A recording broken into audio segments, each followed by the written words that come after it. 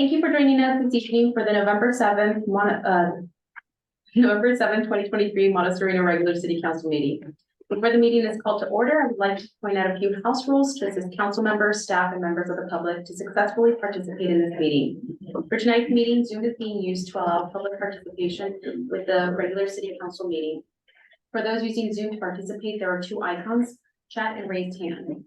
Please use chat only to report technical issues such as being unable to hear a council member speaking. Please use raised hand to be recognized by the mayor and enabled to speak to the council.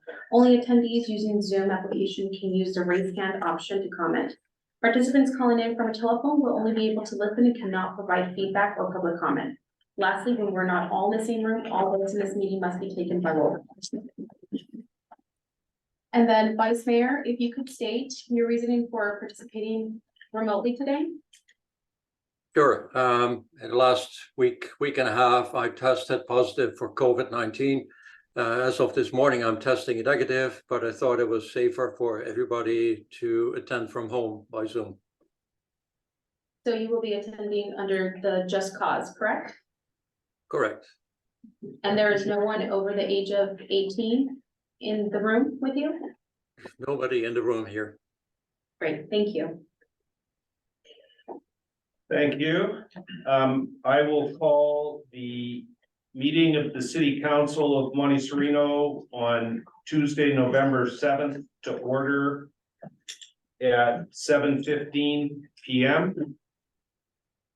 We will have a Pledge of Allegiance, and we would like to ask Chief Field to lead us in the Pledge of Allegiance. All rise. Right hand over your heart.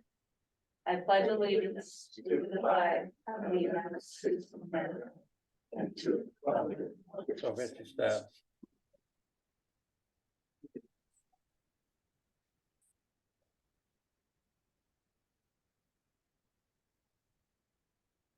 May we have a roll call, please? Yes. Councilmember Turner? Here. Councilmember Craig? Here. Councilmember Lockheed? Present. Vice Mayor Wolsheimer? Present. Mayor Mekichuk? Present.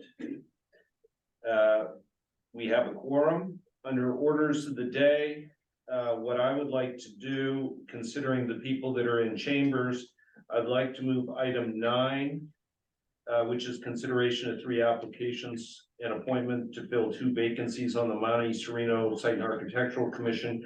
I'd like to move that up in the agenda right after the presentation that we have. Or sorry, after written communications. Is that acceptable? Fine, yes. Okay, Rowena? Great, thank you. With that, we've got a presentation by Los Gatos Monte Sereno Police and Chief Field.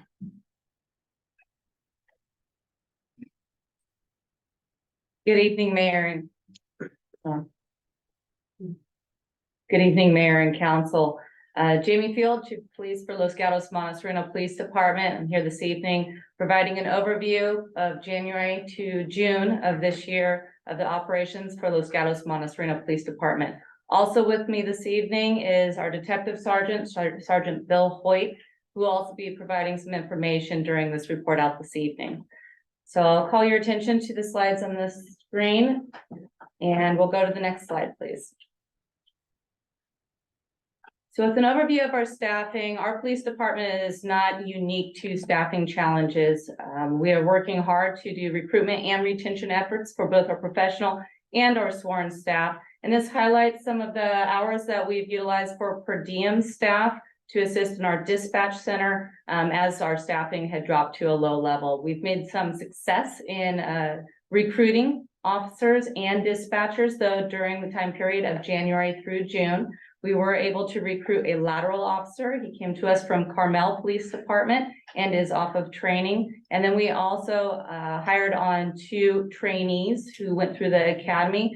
One of them is currently in training and doing well. The other one did not successfully complete the program.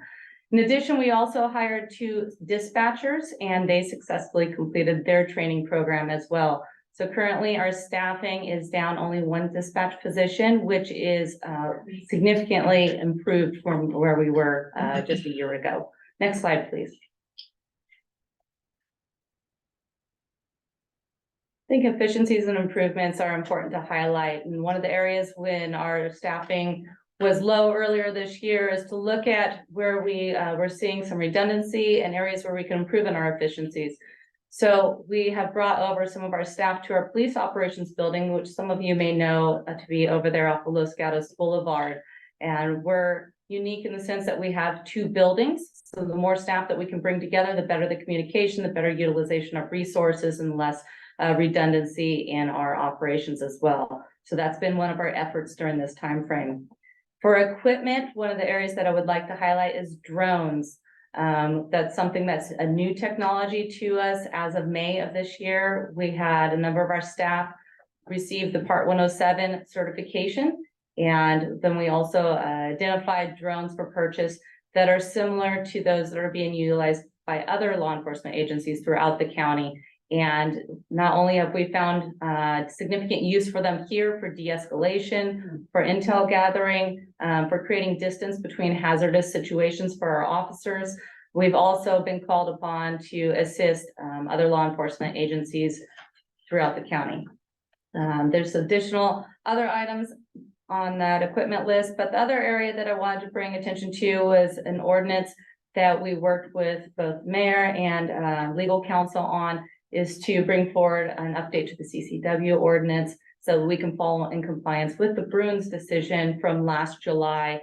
And now the CCW process, concealed weapons permit process, is available through the Los Gatos Monte Sereno Police Department website on the Permidium platform, which is a technology platform utilized by most law enforcement agencies throughout California as well. And then next slide, please. Especially with the newer department, as we continue to hire and recruit, training is critical. And we're all aware and have seen in the news legislative updates and making sure that we're in alliance with those mandates as well. So we continue to invest heavily into our new staff to make sure that they're out there providing the best and most current services under legal guidelines. In addition, the Police Academy takes up a significant portion of our training budget and our training time as well. One of the areas that I would like to highlight that we went above and beyond in end of May, beginning of June of this year, we've brought in additional training specific to procedural justice. And you may have heard of procedural justice. It really gets at building trust, respect, allowing the community to have a voice, and looking for neutrality and unbiased views in how we interact and how we approach the work that we do. It's called Why'd You Stop Me training. And we provided that to all of our staff, professional and sworn staff within our department. It's post-approved and has a lot of other recognitions as well. Next slide, please.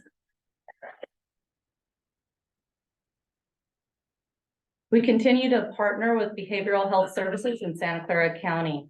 We often call out their mobile crisis response team, which is a civilian team that comes out and assists us in de-escalation tactics and communication with individuals that may be going through a mental health crisis.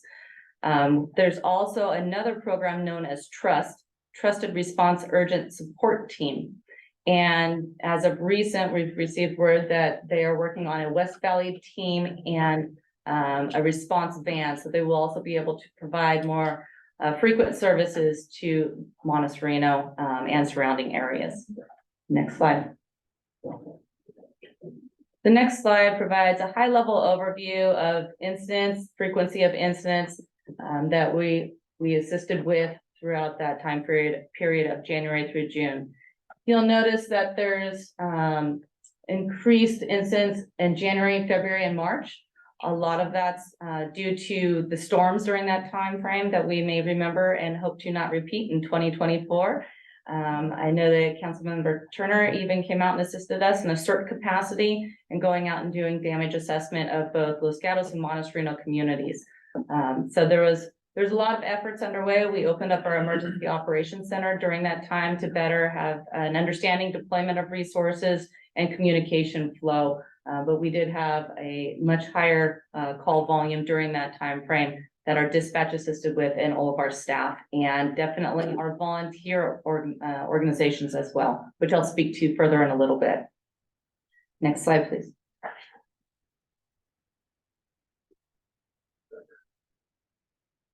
We'd like to always provide a highlight of some of the collisions. While relatively infrequent, it's important to at least pay some attention to traffic enforcement and some of the collision factors within Monte Sereno. As you can see, the most frequent being speed related, but we continue to provide traffic enforcement. While we don't have a dedicated traffic enforcement team currently, our patrol does come over and provide traffic enforcement as well as other patrol services to the area of Monte Sereno. Next slide, please.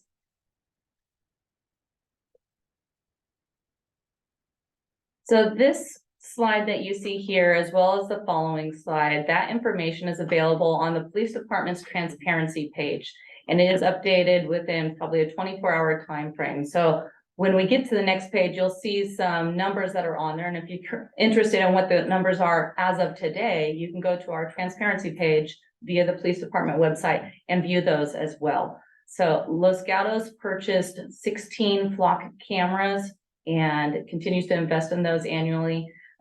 We do also share that information as of, I want to say, August of this year with other flock captured information with other agencies within the county.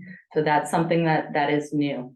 The flock cameras also assist in a lot of investigations within Monte Sereno as well because of the sharing of information. And I know that a lot of neighborhoods within Monte Sereno have flock cameras that share information with our database, which is absolutely invaluable to some of the investigations, as you'll hear shortly. We're actually taking part in 2 additional neighborhood watch meetings that Detective Hoyt will be a part of, one being tomorrow night via Palomino, and one next week, another safety meeting actually over here off of Rose Avenue that will actually have a flock component to it. And next slide, please. For flock information, it is the data retention is for 30 days, and that is in alignment with a lot of legislation, not necessarily in place, but it was introduced this year. And that's the direction of the retention that's being recommended. So we are actually already in compliance with that. For a 30-day period, what you'll see over there in the upper right is a number of how many vehicles that may be detected by those 16 cameras within that 1 month period. So quite a few plates that are captured. And next slide, and with the next slide, I will turn it over to Detective Sergeant Bill Hoyt. Hi, thanks for having me. My name is Bill Hoyt. I'm the Detective Sergeant at the Los Gatos Monte Sereno Police Department. Chief Field asked me to come talk. May I interrupt just for a moment? I want to make sure that our Vice Mayor Wolsheimer can hear us. Aber, can you hear us okay? I can hear you just fine. Yeah, thank Perfect. you. Thank you. I'm sorry for interrupting you. No problem. So my name is Bill Hoyt. I manage our detective bureau at the police department, and Chief Field asked me to come talk about a couple of cases. She wanted me to wrap in some information about property crime and crimes against persons, and then some information that maybe how flock has helped on a case or two. I'd like to tell you about a property crime. So a major source of concern amongst high net worth communities like Monte Sereno is, well, I guess all communities, is residential burglary. Monte Sereno has been far from immune from the international criminal organization believed to be committing most of these crimes in the high net worth communities in California and far beyond. During the time period of this review, at least 9 residential burglaries have occurred in Monte Sereno, where a small group of suspects entered the victims' homes by smashing a rear door or window, ransacking portions of the home in search of jewelry, cash, and the safes oftentimes that hold those items before leaving in a waiting car just minutes after the crime has occurred. In February, Chief Field assigned an additional officer to the Detective Bureau for the specific purpose of addressing burglaries. In addition to fresh cases, Detective Frizzell the name of the detective, researched every residential burglary that occurred in 2022, applied advanced investigative techniques to them, and collaborated with local, state, and federal authorities. An example of this kind of case occurred on May 23rd at about 5 p.m. near Winchester and Vineland. Video evidence showed 4 men walk separately towards a home. They were separated by about a minute from each other, walked casually. One of them was wearing a orange safety vest, talking on a phone, and waved casually at a passing neighbor driving by. They walked to the rear of a home, smashed a back door, ransacked it for jewelry, and in less than 6 minutes, were back in a late model Lexus and driving away. A neighbor was instrumental in helping us solve the case by providing us with excellent video. A review of our flock automated license plate reading cameras showed an identical vehicle driving towards the highway less than 2 minutes later. It had what appeared to be a laser printed license plate, and we used our shared network of flock license plate readers to follow it camera to camera down through Morgan Hill all the way through Gilroy, and that's when we don't have any cameras in the Central Valley area, but work continued on that case overnight by patrol, and they were able to find that vehicle entering town with its actual license plate on it. So they came into town, took the actual license plate off, put a laser printed one back on, did the crime, and so we were able to track it to a subject, registered owner down in Southern California. Several pieces of information identify the registered owner of the vehicle as a member or co-conspirator in the international overseas crime ring that has been committing these burglaries for the past several years. The information has been shared with Southern California authorities, and the investigation continues. Moving on to person crimes. The most significant situation in terms of time spent and danger encountered by officers during this 6-month time period occurred over the course of about 10 police responses to a particular residence. For obvious reasons, I have to stay vague, and I'm sure you all understand. The home was occupied by an adult son and their elderly parents, his elderly parents. The home was occupied, the son had a history of mental health issues and narcotics use. Initially, family members reported he was experiencing delusions, and they asked for help. So we supplied them with resources like the mobile crisis response team, who's not only available to law enforcement, but also to civilians. We helped them get in touch with 988, and we try to get them the resources that they were looking for rather than police interaction. They were concerned that the presence of law enforcement could exacerbate the situation at the time. The calls progressed and became more unusual and threatening. They eventually resulted in the son injuring a family member with a weapon and barricading himself inside the home before he was eventually taken into custody safely by Los Gatos Monte Sereno police officers. The case obviously involved a bunch of the hot buttons that we see in the news and in law enforcement today: mental health and the lack of effective emergency mental health care, narcotics use, elder abuse, and the legal and civil ramifications of forcing a confrontation with an armed, mentally ill suspect, law enforcement potentially forcing that confrontation. Most Los Gatos Monte Sereno police officers have attended the Santa Clara County Crisis Intervention Team or its equivalent training. And it's a goal of the department to give every officer that training. The department maintains a close relationship with its liaison to the Department of Behavioral Health and regularly trains on techniques and tools to handle incidents like the one that I just described. We also have several tools that allow us to bring less lethal technology to a crisis situation. I'm available for any questions anybody might have.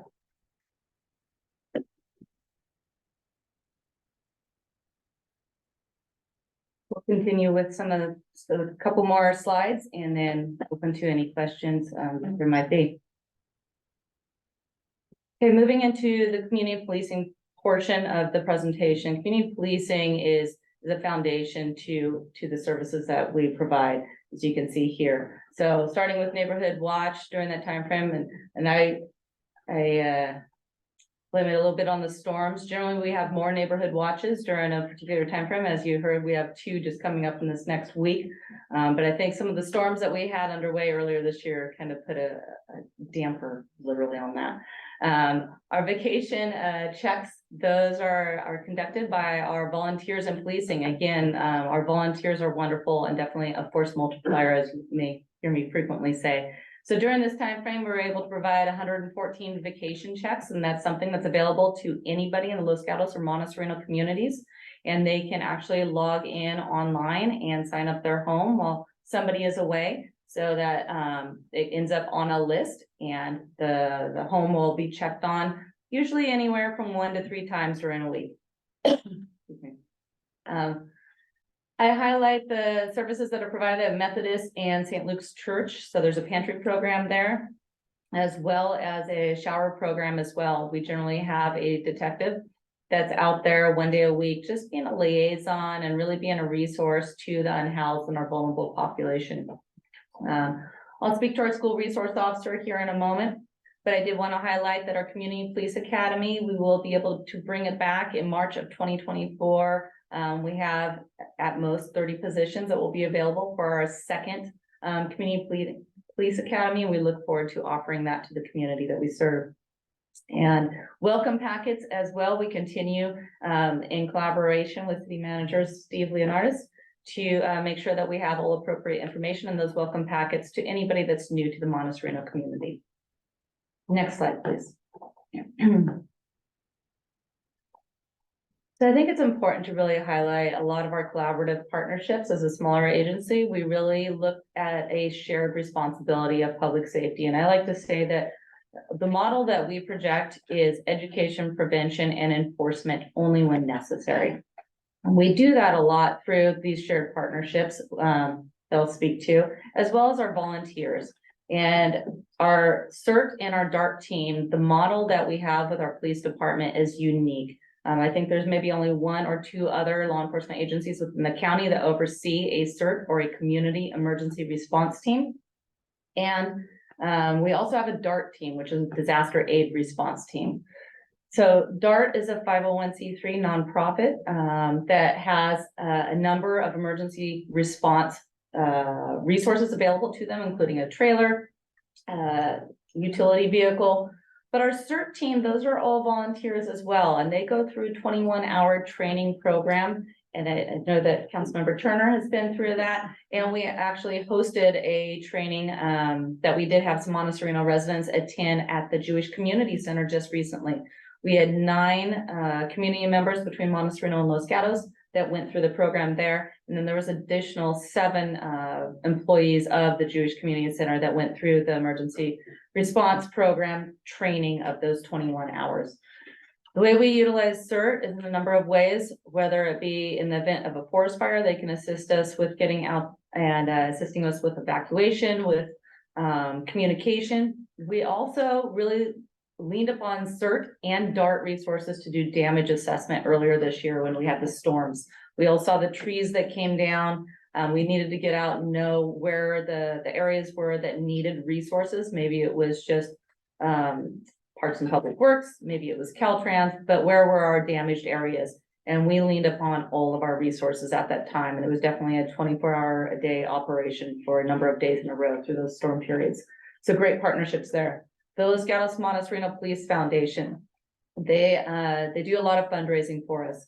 Our therapy canine program was brought to us and fiscally supported entirely by the donations that were made by the foundation. Additionally, just earlier this year, as I mentioned, our drone program that was due in part to the foundation and their fiscal support for the police department. We were able to provide the training and also purchase those drones that have been very valuable to our operations. And finally, the school resource officer program. So that is a cost sharing program between Los Gatos High School, the elementary school district, and the town of Los Gatos. Town of Los Gatos, our police department covers 50% of the school resource officer, and the other 2 split the remaining 50%. And he is divided between 5 elementary schools, including Dave's Avenue School, assists with the bike rodeos that are out there, and also at the high school. What you see there in that picture We just unveiled that recently, and I know Councilmember Alahi was at our recent police recognition luncheon, and that is our new campus safety card. So you might ask what a campus safety card is. Well, during times of traffic congestion and just covering a lot of areas. So these are large campuses. There's a lot of trails out there. And even in times where we want to make sure that he gets out and has other engagement as well, we'll also be using it during the upcoming parade. But it's assigned to the school resource officer to go between all the different schools. We all know that during school start period and end period of school, it's challenging to get through traffic. This allows him to navigate through traffic, be available, be open in more of an approachable format to the students and to the employees and staff at the school campuses. He's also able to carry the therapy dog in that campus safety cart as well. So it's an additional tool that's available to us. It does have lighting equipment and will have police markings on it. And it's all electrical as well. And it's also street legal. So it's one of the only street legal model electric carts on the market here in California. So we're proud to bring that forward as well. And that's School Resource Officer Milroy that you see there in the picture. And with that, that concludes our presentation this evening, and we are both available for any questions. Thank you. I'll just make a couple of comments. They're not really questions. I was very, on behalf of Monte Sereno, we're very pleased to hear that one of your officers and his family lives here in Monte Sereno now. So that's good. The other thing is the vacation checks. We have our Peaceful Mountain Monitor, and on the back, we always say, here's the website address to sign up for a vacation check. And then I believe that the gentleman that's in the parking lot on the screen there, our vice mayor, him and his wife, I think, successfully attended the CERT program. Is that correct, Vice Mayor? That is correct. I attended all the sessions and I'm fully certified. And I think that's going to be one of your objectives for next year, if I'm looking at that correctly, to encourage participation. Absolutely. I think for a city the size of Monte Sereno, very small admittedly, but we absolutely need more CERT members. We do not have enough. My final comment is on the block cameras, and I believe that we've got one of our residents in the audience here that is a big part of block cameras on Via Caballero, and we're, as a city, very pleased that you were able to work with other residents and implement the block cameras. So I just wanted to make a couple of comments on that. And other questions or comments before I open it for public comment? Go ahead, Councilmember Turner. Yes. So I understand that the data from the flock cameras are owned by the police department. However, there are flock cameras that were actually paid for by the residents, for example, of Greenwood Road, Greenwood Lane, as well as Via Caballero and Twin Creeks. And so is that data and it resides in their property, right? So is the data also owned by the police department at that time? And can they share the data with their neighbors, or do they have to share it only with the police department? Detective Sergeant Hoyt is actually our subject matter expert on flock, and would probably do a much more eloquent job at answering this question. So I'll turn it over to him. I felt that coming. So if a private party purchases or leases a camera, the data, they're the only ones that have access to that data. It's stored in the cloud. Yes. And they can give their login information to whomever they choose to share that information with. So for instance, in a neighborhood, if the neighborhood is pooling their resources and for some reason more than one person really would like to monitor that data, they're welcome to. They all share the same password. At some point, usually at the very beginning of the lease, of the camera, Flock offers to the camera owner the ability to sign an MOU to share that data or access to it, their data, with us. In which case, we are then able to access it just like anyone they are or any one of their residents with whom they share the password. That data is stored only for 30 days in the cloud before it's deleted. So any image taken today will be deleted 30 days from now, unless it's evidence, and this only makes sense, unless it's evidence in a crime, then we'll download it and store it in our evidence system for use in trial or further proceedings. Did that answer the question okay? Yeah, so I guess the reason I'm asking this question is I have gotten some input from the residents with block cameras. And they say they share their data with the police department, and many times they don't get feedback on what they've seen, what you guys have seen, and or is it meaningful to the crime? So I'm happy to answer any questions when people call. I have frequent conversations with the primary contact with the Via Palomino cameras and Twin Creeks. And I'm thrilled to tell stories of wins that we get with cameras when we do. The cameras are an amazing resource. But like life insurance, you don't really want to use it, but you're happy it's there when it's there. Because Monte Sereno is such a low crime area, we don't get a whole lot of hits from them. In the using the Via Palomino and Twin Creeks cameras specifically, we've found license plates and or images of the vehicles in, I think, every one of the residential burglaries that's happened out there. So they've been critical to that effort. If a community member that manages those would like a more robust communication, I'm happy to give out my email and we can meet whenever they want to talk. But that's good because when we put together our neighborhood watch group, we always ask the residents, it's easier for them to pay for the block cameras because it's in their property, right? For some of the block cameras that we have. And it'll be good for us to have a standard procedure for giving them data on what we found. Yeah, I'm happy to set up whatever procedure anybody wants. But if and when we solve a crime using somebody's camera, I'm the first to try and knock down their door and tell them, look what we did. So you're the focal point now. I'm the guy that gets the opportunity. Okay, thank you. My pleasure. Yes, go ahead. Thank you again, Officer, for being here.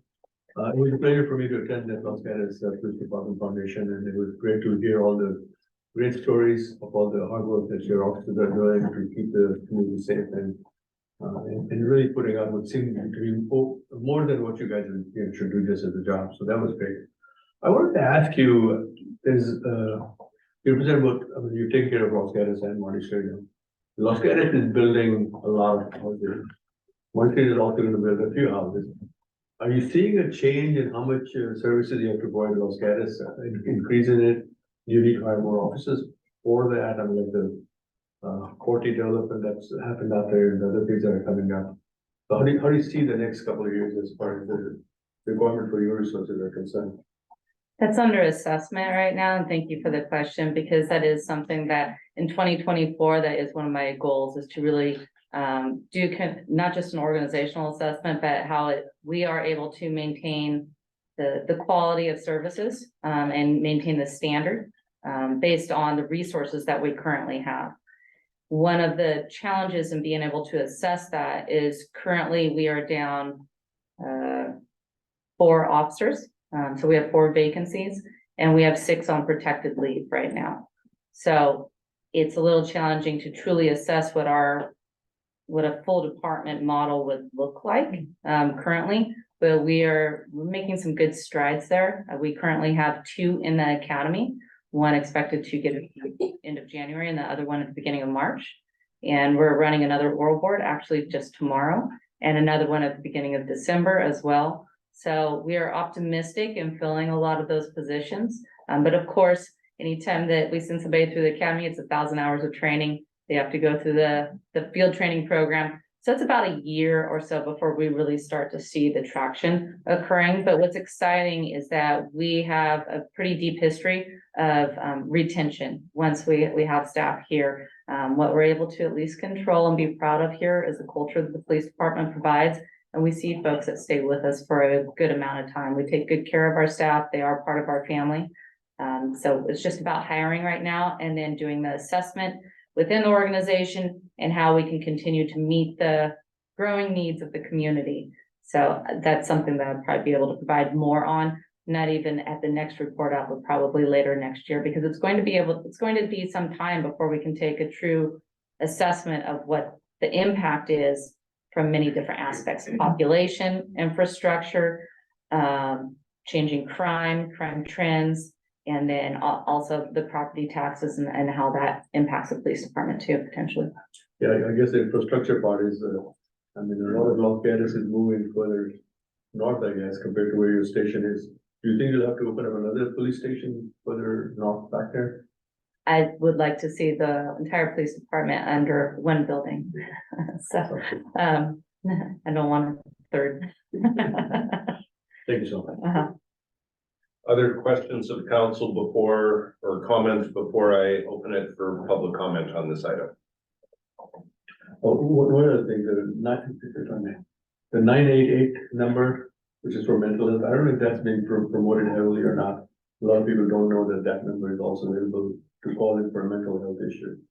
Yes, it's something that's been promoted at the county level. It was actually it was a federal resource that was brought in. So it's present in many states, and actually Santa Clara County is a leading model to how the promoting and the resources that have been put forth in that.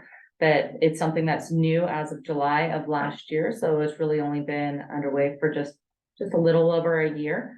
But we already see the trust model that's coming out, additional consultant and contracted resources. So behavioral health services continues to grow and try to wrap their arms around how to best allocate those different models and resources to different subsets of the community, whether it be for the youth or for substance abuse or in many different ways. Trust, I've talked to one of their liaisons specifically, and they're even willing to come out and go walk through the areas where our unhoused live and see if they can be of resource there. Thank you. I will now open public comment on this item. If you're here in chambers, please approach the podium. If you are appearing remotely, please raise your virtual hand. I will close, no hands are raised, and no one's approaching the podium. I will close public comment and thank Los Gatos Monte Sereno Police for this presentation and for protecting our community. Thank you very much. Thank you. It's always an honor to come here. Have a nice evening. Thank you. With that, what I'd like to do is open oral communications at this point in time. What I'd like to do is, first of all, have virtual, those people that are appearing remotely. I'd like to offer them an opportunity to speak on any matter that is not on the agenda. If you would like to speak, please raise your virtual hand. No hands are raised. I'm going to close the public oral communications remotely, and we'll turn to the people that are here in chambers. And I believe that former Mayor Lucas would like to go first.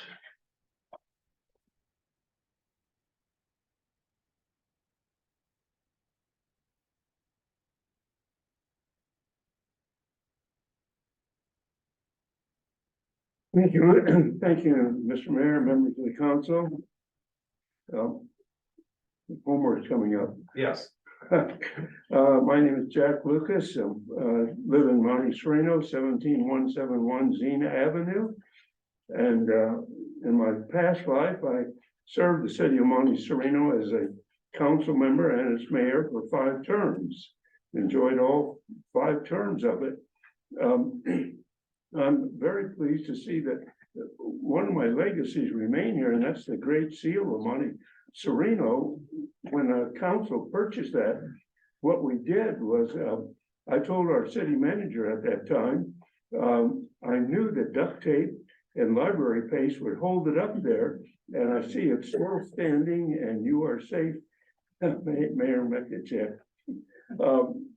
On a serious note, I would like to thank you, Mr. Mayor, for attending the West Valley College opening ribbon cutting of the Visual Arts building of the Silker School of Art and Design. I know you had a very busy schedule that day, and I appreciate you showing up for that.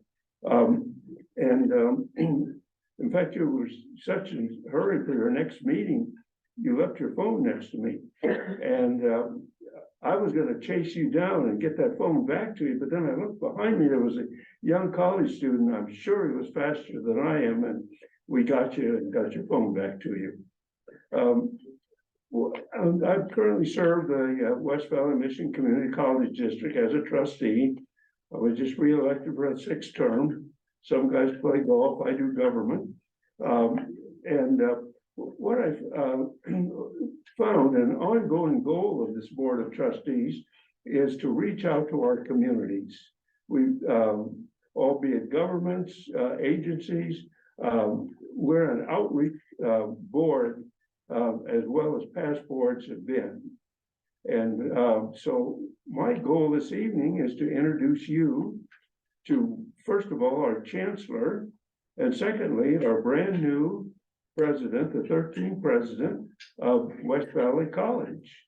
One of the strengths of West Valley Mission Community College District is we have a very strong executive management team led by Chancellor Davis, 2 associate chancellors, and the folks that are in the trenches are 2 college presidents. You're going to meet, the board feels it's a very strong team. I'm going to make it. I remember when it was a red light.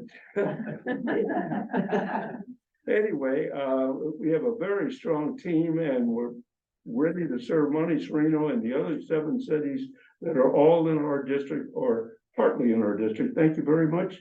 And Chancellor Davis, I believe, would be next. Thank you.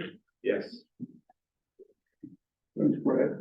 Thank you, Trustee Lucas. Trustee Lucas taught me everything I know about public speaking. And his mantra is be prepared, be brief, and be seated. And I intend to do exactly that tonight. I want to talk to you about 3 quick things. The first is to say thank you. I think it's no secret that the city of Monte Sereno is the finest small city in the country, and your support of the West Valley Mission District has been absolutely enormous. Your support of our bond campaigns, your support of our tuition initiatives is most appreciated, and we'd like to thank you. If you haven't been on the campus, and I know Mayor and Burton have been there recently, I encourage you to come by. The campus at West Valley is completely reconstructed. So was the campus at Mission College. 23 new buildings, courtesy of our bond campaign that you've all supported so much. So thank you. We have one of the state-of-the-art educational environments in all of California. I'd also like to announce, and I'd hope you would share it with your constituents, the beginning in the spring, there will be no tuition and fees for any member of Monte Sereno or any of our 7 cities to attend West Valley or Mission. If you'd like to attend our colleges, you won't have to pay for healthcare, childcare, tuition, or fees. Our goal is to remove every barrier from our residents, attaining the degrees that they want to transfer, enhancing their career education, or accomplishing any educational goal that they have. It's a really wonderful thing, and we're one of the few community colleges in the whole country that can offer free tuition to all of our residents. Lastly, I'd like to introduce you to one of the California Community College System's shining leadership stars, and that is Dr. Jennifer Taylor Mendoza. She comes to us from the College of San Mateo, where she was the president for the last 2 years, and she is a beacon of inspiration for our students already in her first 2 months, and she's set to do amazing things in partnership with you. So I wanted to be the first to formally introduce Dr. Taylor Mendoza to the city of Monte Sereno and the council. Thank you so much for having us tonight. Thank you. If I could ask one question. Of course. How are you funding this, the students from the 7 cities? We're funding it from a combination of local property tax revenue and revenue from the state for our student tuition. Wonderful. Yeah. Thank you very much. Other, I'm sorry. I had the pleasure of serving on the board of trustees of this, for the Michigan Community College. Quite a few years ago, I can't remember how long ago it was, for the one ago.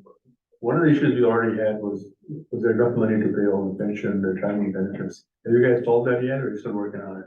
Absolutely, we have. Our pension benefits are funded at over 125%. Wonderful. Good. Yeah. Good job there. Thank you. Thank you so much for having me. thank you. Hi, good evening, Mayor and Council. It's an honor to be here today. I want to also just acknowledge Trustee Jack Lucas and of course Chancellor Brad Davis for just the warm welcome. It's been just an amazing journey so far, and I just have really appreciated the support.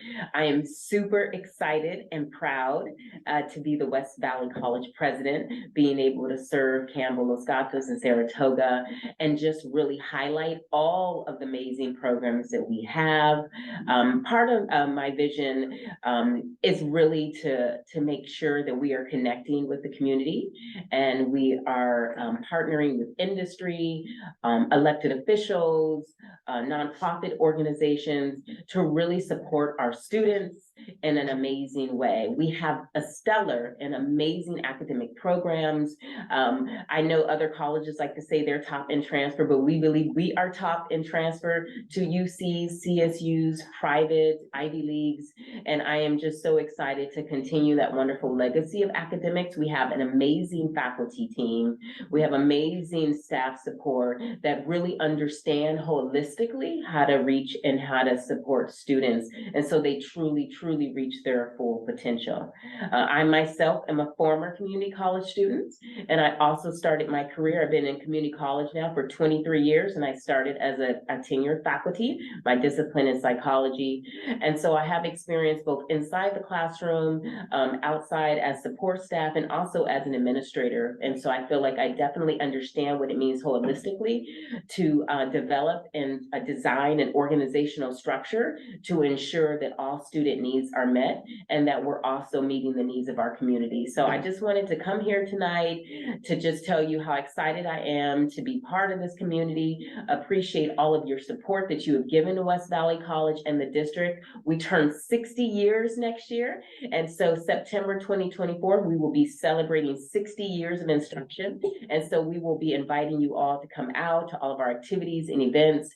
And we just look forward, and I just look forward to getting to know this community more and just really partnering in amazing ways to make sure that our students not only reach their full potential, but they have opportunities to change generation and really reach true economic prosperity. So thank you so much for this time. Thank you.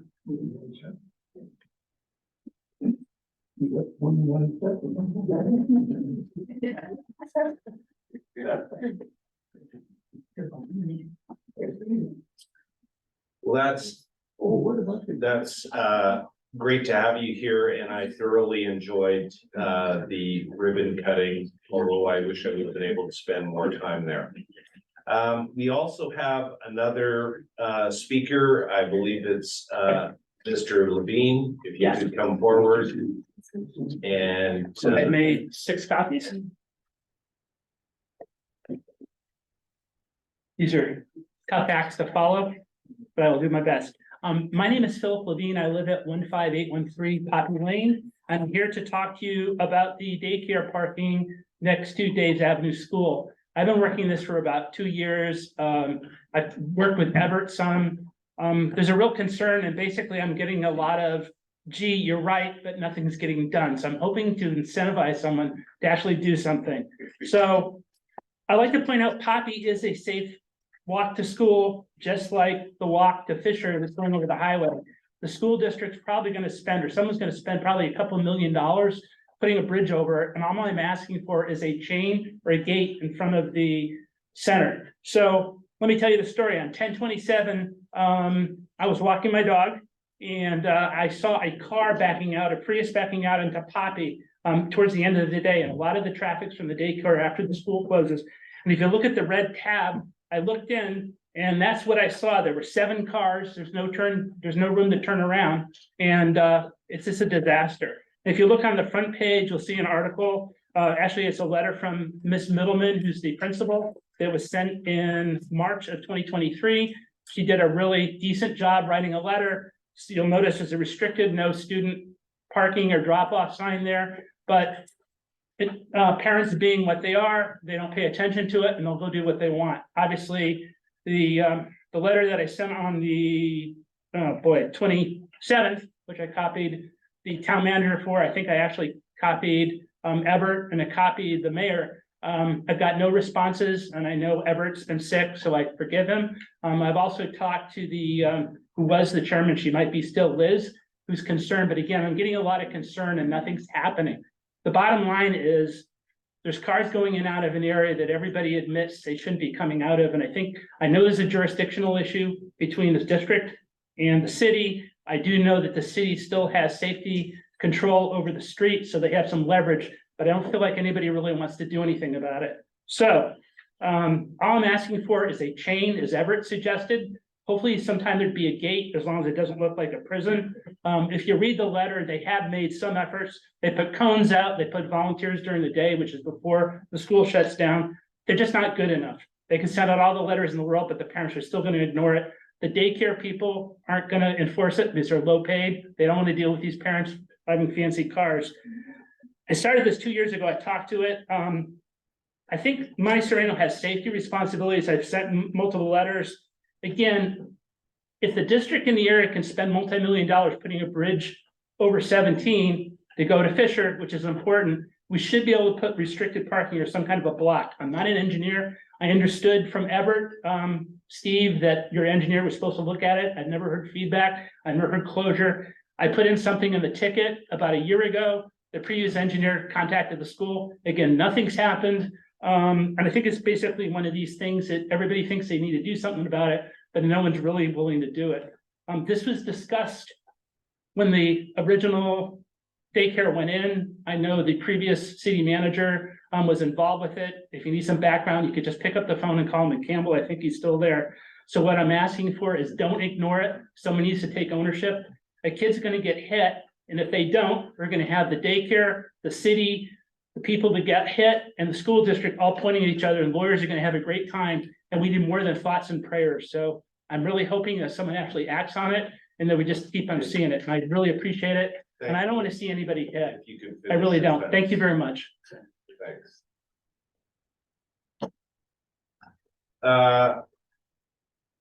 With that, if there's any other people here in chambers that would like to speak under oral communications, please approach the podium.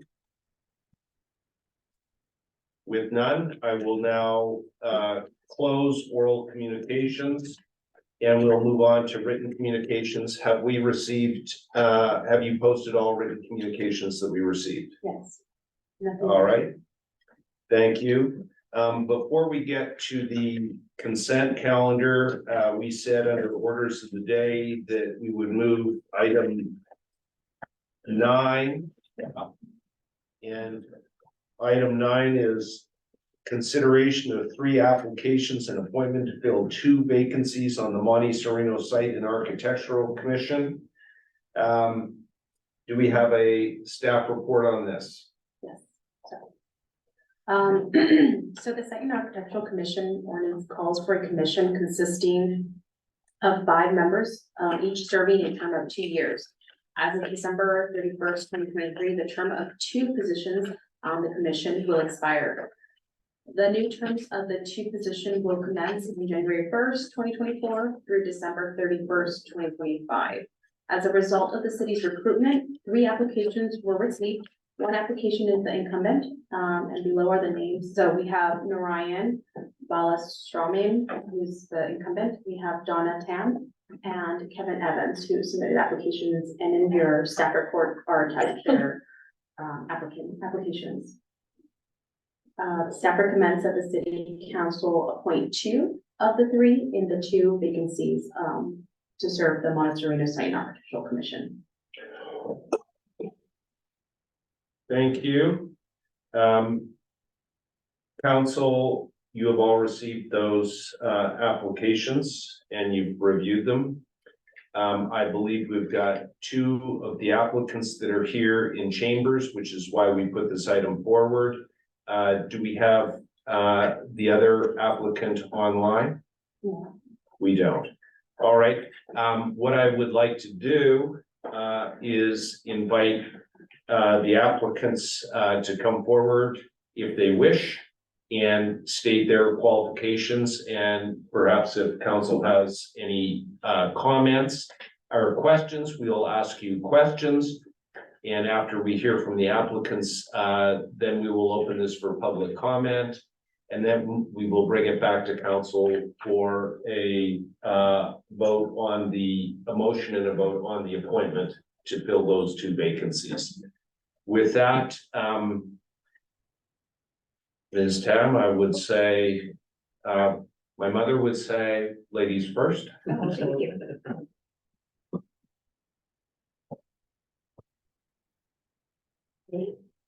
Thank you for the opportunity to stand in front of you. So I am an applicant. I'm currently a resident of Monte Sereno. I've been living here the last 2 years, and for a year back in 2016, I live right off of Winchester Boulevard. In my previous life, I've been an engineering program manager at Apple and ChargePoint. So I feel that with my program management skills, I'm organized, I communicate well, I follow through. So in an effort to bring value to the team, I like to leverage my previous work experience to help. I do have I am invested in real estate myself. I'm an investor, as well as, actually I do work for Sereno now. So I'm always very interested in regulations, obviously I'm invested in the city, what the city's doing, and I want to be a part of the city and, add value to where we need some help. In my first year living in Monte Sereno, I randomly ran into one of our previous mayors, Alon Allen. I've become good friends with him and Mary, and he's just been just feeding me all these great things about Monte Sereno. It's just made me very committed. And after, attending the picnic for the first time this past summer, I've met even more neighbors, and I just feel very invested. And this is where I feel that I can add a lot of value to the city. Thank you. I have a question. Sure. The Site and Architectural Commission takes some work and some commitment of time. Mhm. And I know that there's 5 commissioners, and I was once upon a time on the Site and Architectural Commission. And it's important to prepare for those meetings and to meet. Are you committed to attend those meetings and put the time in that's required for the Site and Architectural Commission? Absolutely. I believe they are held on the first Wednesday of every month at 7 p.m. And I would be able to invest and make that time moving forward should I be appointed on one of the seats. Okay, other questions? Yeah, thank you for applying. But it's good to see coming forward. And like the mayor pointed out, it does need work, especially nowadays with the housing requirements and development requirements. And there are laws that are changing almost every other day, so we need to stay on top of it. Definitely, that's something I'll choose to be more knowledgeable around, and I will definitely do my due diligence and just learning the city regulations and guidelines and, work with the other members to ensure that, I am adding the value to the team. Thank you. Other questions? Vice Mayor, you okay? Yeah, I actually do have I think it's a question. Preparation for the meetings is not just reading the material, it's actually visiting the sites. I hope you're aware that probably takes up more time than the actual meetings sometimes. Yes, I believe I spoke with one of the current seat members, Allison. She did give me a quick summary of just the general, just the requirements and responsibilities that, she's, partaken in. And I feel that that's something that I can accommodate as well. Thank you. Other questions? No. Thank you very much for your application. Sure. And Thank you for the opportunity. I believe we've got Mr. Evans. Sure.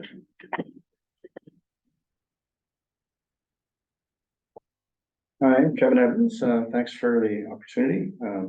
I have recently applied for the Site and Architecture Committee back in '04 and through '06. I was actively engaged with the committee on the other side, building my home and getting it designed and so that it would fit into the neighborhood. I think from a overall qualification standpoint, I would say that I know little about construction and don't know much about city regulations at this stage. I haven't spent any time to follow up on those things, but I'd be happy to do those. Those are things that, from my perspective, come along with taking on this role. So I look forward to that. I think from a perspective of living in Monte Sereno for the last 27 years, I kind of know the place. I walk the neighborhoods quite a bit. I'm very familiar with everything to do with Monte Sereno. And I think this would be an opportunity to get a bit more engaged in helping the city out. I've lived here a long time and enjoyed living here, but haven't necessarily contributed along the way. From a governing standpoint or from a support standpoint, I'd be happy to do that. I am retired. I got plenty of time aside from visiting my family and occasional trips. I have all the time that the commission might require. I'm happy to visit sites. Happy to suggest things that we can do that will make sure that as a community, we build the kind of homes that are that fit well. We have a couple of instances in my view where we have some open property. There's certainly an opportunity through kind of looking to develop that. I think continuing to leverage ADUs. I have built one as a part of my home remodel, and it worked out really well. Turns out to have been very fortuitous for us, but I think the use of ADUs, I know I've spoken recently to some of our elected officials through the picnic and afterwards about the desire for us to be able to focus on the housing element and make sure that we're doing it in a way that maintains the city's residential look and feel. I'm not a big fan of multi-family cookie cutters, and I think we can find ways to accommodate lower income housing so the people that work here can also live here. I think that's important. So with that, I'm happy to take questions. But I think that's what I would offer and look forward to the opportunity. Okay, thank you. I'll start off with a couple of questions. Since you were on the applicant side, you obviously know how to read plans and what the work that goes into plans. Absolutely. So you'll be able to, as a member, be prepared immediately. Absolutely. The homework side of it is easy. I know I'm familiar with the story poles and putting them up and making sure that one of the things that is interesting to me is I've actually seen in a couple of cases where the story poles go up and the work gets done, but I'm not entirely sure that the house that gets built is exactly like the story poles. So there's a little bit of a compliance issue you might want to make sure that the committee is able to, or the commission is able to focus on. But yeah, absolutely. Reading of the plans and developing those plans and as well as the landscape that goes along with that. But one other thing that I would add is there's a bit of a blight problem in some of our residential areas. And I think that's an area for some improvement. We on our neighborhood have an issue in that area. We've had it for many years. I work for the fire department. around that. And I think there's ways that we can begin to ensure that we don't have blighted residents. And how do we create an environment where people are encouraged to maintain their facilities, not just build new ones, but actually keep the ones that they have built. Okay, that's my question. Other questions? No? I just had a comment again, you heard the suggestions the mayor had regarding funding all that stuff. Sure, no problem. You're retired, so you have time, but your resume is excellent, and you've got a lot of, you served as a building director on major public companies, so thank you for applying. You bet, thank you. Thank you. At this point, I believe I should open it for public comment. If you're a member of the public appearing here in chambers, please approach the podium. If you're appearing remotely, please raise your virtual hand. No hands raised, no one approaching the podium. I'll close public comment on this item and bring it back to council for consideration. Just before that, let's just verify that the incumbent is not appearing online in. Correct. Okay, so we've got 3 applicants and 2 of them are here in chambers and they spoke. Comments? I think we've got excellent applicants, I would move to appoint Jonathan and Kevin as SNA county commissioners. Okay, we have a motion, but if there's any more discussion, and I'll start off with a little bit. I'll be supporting that motion when it's seconded, but I believe that we're fortunate to have 2 people that are committed to spending the time and understand our community and what's involved in this. So I'm very pleased with that. Other comments? No? Then perhaps you made a motion. Do we have a second? Could you please repeat the motion? A motion is to appoint Jonathan and Kevin Evans as the commissioner for the Site and Architecture Commission. Did you hear that? Yes, thank you. Okay. I'll second that motion. We have a motion and a second, and because we've got one person appearing remotely, we will have a roll call vote, please. Yes. Councilmember Larky, Yes. Councilmember Turner, Yes, Councilmember Craig, Yeah.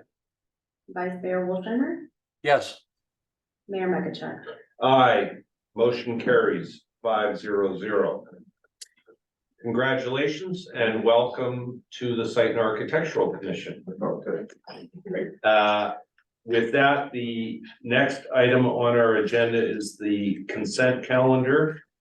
And going by the numbering that we have here, we've got item 2, approve the October 17th, 2023 special city council meeting minutes. Number 3, approve the October 17th, 2023 regular city council meeting minutes. 4, approve the warrant list dated November 7th, 2023. And 5, adoption of ordinance number NS-239. Number 6, adopt ordinance number NS-240. And then number 7, accept the John Steinbeck Arroyo Dacho sign and $5,000 to design and fabricate the display inside the community center. Those are the items 2 through 7 on the consent calendar. Would any council member like? Sorry, just a clarification on the last item 7, there is a resolution that needs to be approved. I'm sorry. And could we approve this all at once? Yes. With the resolution? Yes. And but we would have to obviously by roll call. Correct. Okay, but city council member may pull an item. Does anyone wish to pull an item? And just as a note, actually, so Mayor, you brought up a note in regards to the minutes. So, it threw it off a little bit. So I had to make corrections on the numbering, just so you know, and include at the very beginning, the written communication that was received by Commissioner Zeidler and, by another resident in regards to some topics. So I included those and I corrected the numbering off in terms of the notes and minutes. So if you guys are okay with that correction on the minutes, then I can go ahead and make those. So it would be approved minutes as amended. As amended. Okay.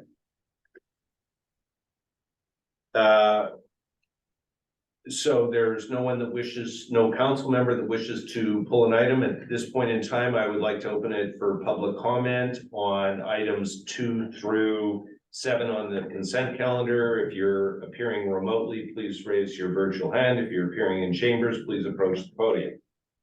No comments on, no hands are raised. No hands raised and no one approaching the podium. I will close public comment on this and bring it back for a motion.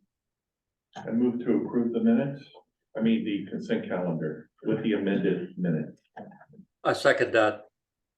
We have a motion and a second. May we have a roll call vote, please? Yes, Councilmember Craig, Yes. Councilmember Elahi, Aye. Councilmember Turner. Yes. Vice Mayor Wolfhammer, Yes, Mayor McIntyre. Aye, motion carries 5-0-0. With that, we'll move to new business. And we've got item number 8, council direction concerning the city's ongoing membership in the Cities Association of Santa Clara County. And I believe we've got a staff report on this. And then also, we've got people attending here from the Cities Association. City Manager Leonardis, I will let you proceed with the staff report. Thank you, Mayor and Council. Before you this evening for consideration is City General, staff is looking for direction, whether the council would like to remain as a member of the Cities Association, and if so, the Cities Association is forming a joint powers authority, the JPA, to continue membership.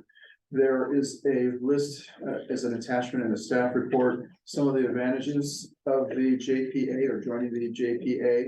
I know that last year, council, we had a agenda item in September of 2022 about membership in the Cities Association and whether we should continue.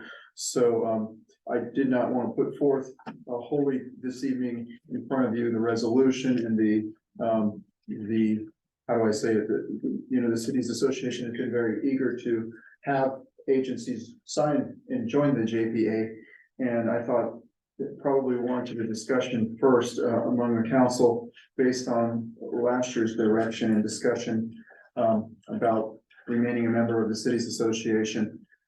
And I would say, net benefits of not joining, obviously there's membership dues, $6,500 a year. In the past, there was concerns from council about the cost of that in relationship to, say, San Jose, which is many times larger than us, but their fees are only about double what we are paying. The city's 10 times the size. Saratoga, Los Gatos are only a couple $1,000s more than our dues. There is also the perspective of most joint powers authorities that we are members of are things like the West Valley Collection and Recycling, the Sanitation District, the BCJPIA, the Bay Cities Joint Powers Authority for the Insurance. And this particular entity seems, like more of a political action committee per se. We have to, I guess, look at it, what is the value proposition for residents versus what is, the other JPAs that we're members of, and then what is the, say, risk reward quotient. There was an issue that council was concerned with last year where the Cities Association was involved in a legal matter, and council should consider if we will continue to be exposed to future liability and or if there's advantages to signing the JPA that would prevent future legal action from being directed at the individual cities. That concludes most of what is in the staff report. As you mentioned, there are members here from the Cities Association and as well as our staff were available for questions. Thank you. Thank you. What I'd like to do is just, maybe we'll have, the, people from the Cities Association, present what they believe, the benefits are for the city of Monte Sereno. And then if we could, have a question period, and then we'll open it up for public comment. And then after that, we'll bring it back for discussion among council and a motion. Does that sound okay? All right. All right, thank you. Thank you, Mayor Mekachek, Vice Mayor Wolsheimer, and City Council members for giving us time tonight on your agenda to address you. My name is Shally Sirkin. I'm the Executive Director of the Cities Association. This is Janny Quinn. Good evening.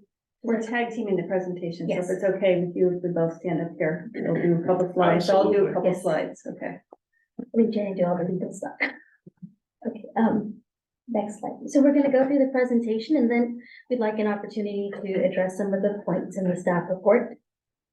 So the history of the Cities Association, as you all probably know, what I love about Santa Clara County is that we are such a diverse county in terms of the number of cities that we have and the size of the cities that we have.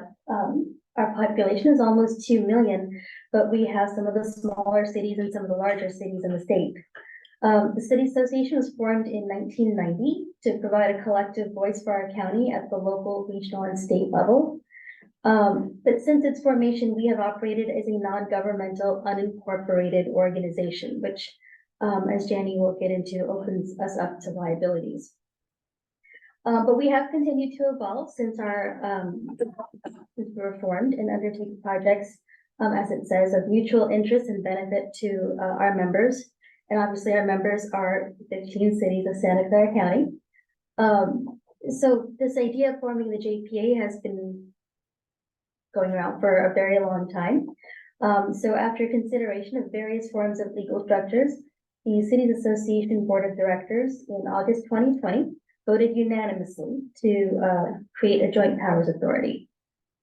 And a joint powers authority would address and clarify some of the liability issues. For example, the first bullet point on the staff report about the executive director and the claim, and wanting to be protected for the cities to be protected from such things. A JPA would protect us from that. Next slide. So we just wanted to go over really briefly that what we've been up to in the last almost 30 years, what we've accomplished collectively. Silicon Valley Clean Energy, which is also a JPA, yes, was created through a collaboration between Cities Association member cities. They did an in-depth evaluation of potential of a community choice energy organization and created SVCE. The single-use plastic bag ban ordinances passed by all 15 cities originated in the Cities Association.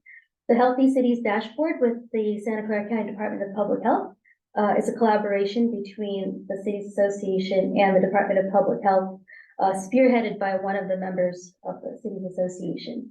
And I know that the Planning Collaborative has added a lot of value, especially as city staff, as you're all going through your housing elements. And so that is something that has also been a tremendous benefit to the Cities Association. And of course, we can forget the COVID pandemic. The Cities Association was able to have our cities work together collectively during the pandemic. And as a result, we were awarded the President's Medal for Exemplary Service by the Board of Supervisors. And in general, due to the ongoing efforts of our Legislative Action Committee, the Cities Association is seen as a significant voice in policy making.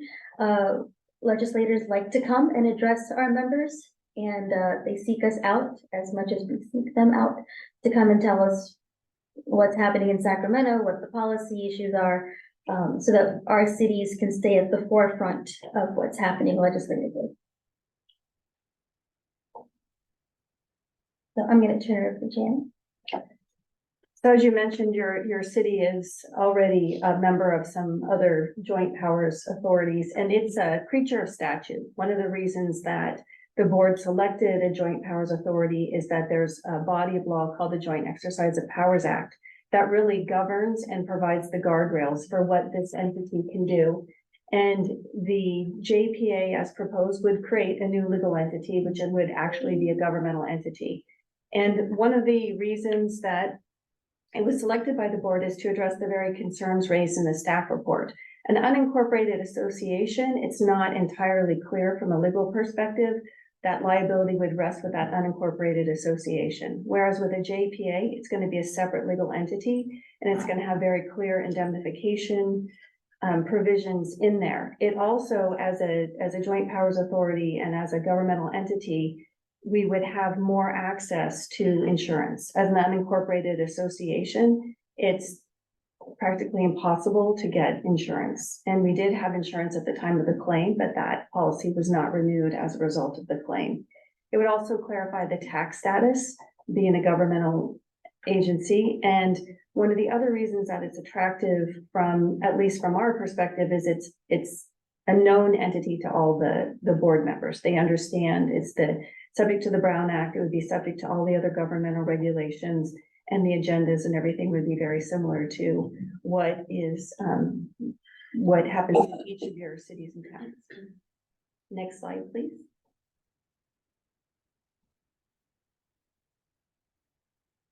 And so in order to form a JPA, the way that this JPA was drafted is that once 8 cities in the county agree to be a part of the JPA could be created.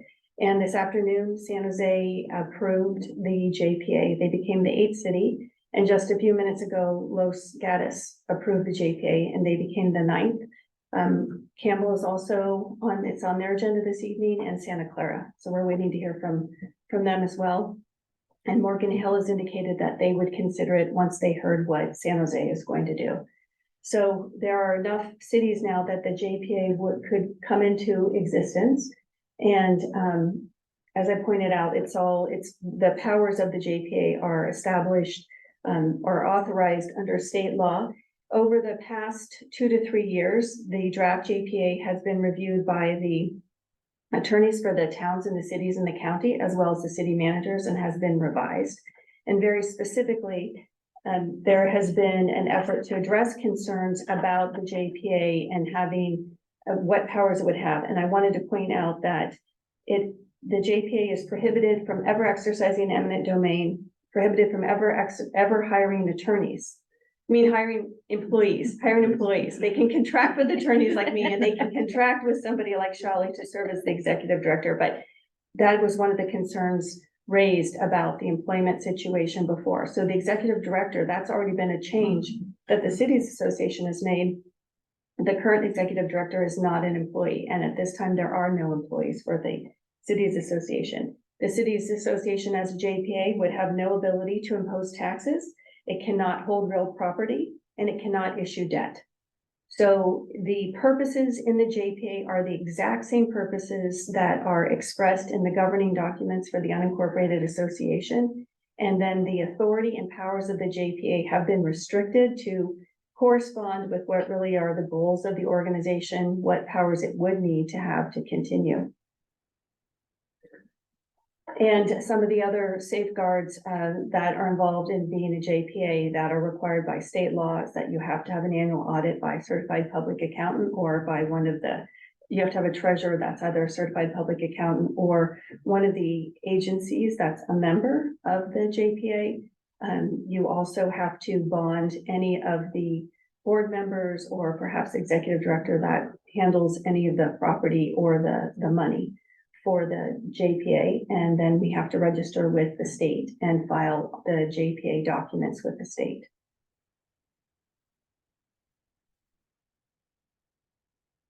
And I've already mentioned most of these.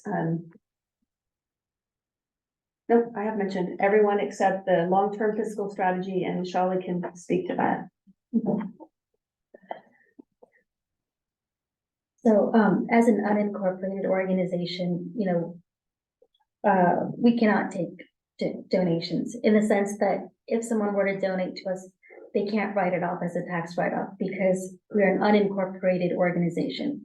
To be very frank, there is no benefit to anyone donating to us or giving us sponsorships. And so if we were to become a JPA, we would be able to accept donations and sponsorships, but that's actually not something that I want you all to get caught up on, because we would be able to keep costs down for all of our members if we become a JPA. That's part of our long-term fiscal strategy. More responsible and more, can't think of the other R word, but anyway. But yes, so we would maximize collaboration with our external partners that would allow, us to work with them in a way that would keep costs down for our member agencies. And of course, the JPA, it is a structure that is familiar to all of you, as you mentioned, being members of other JPAs.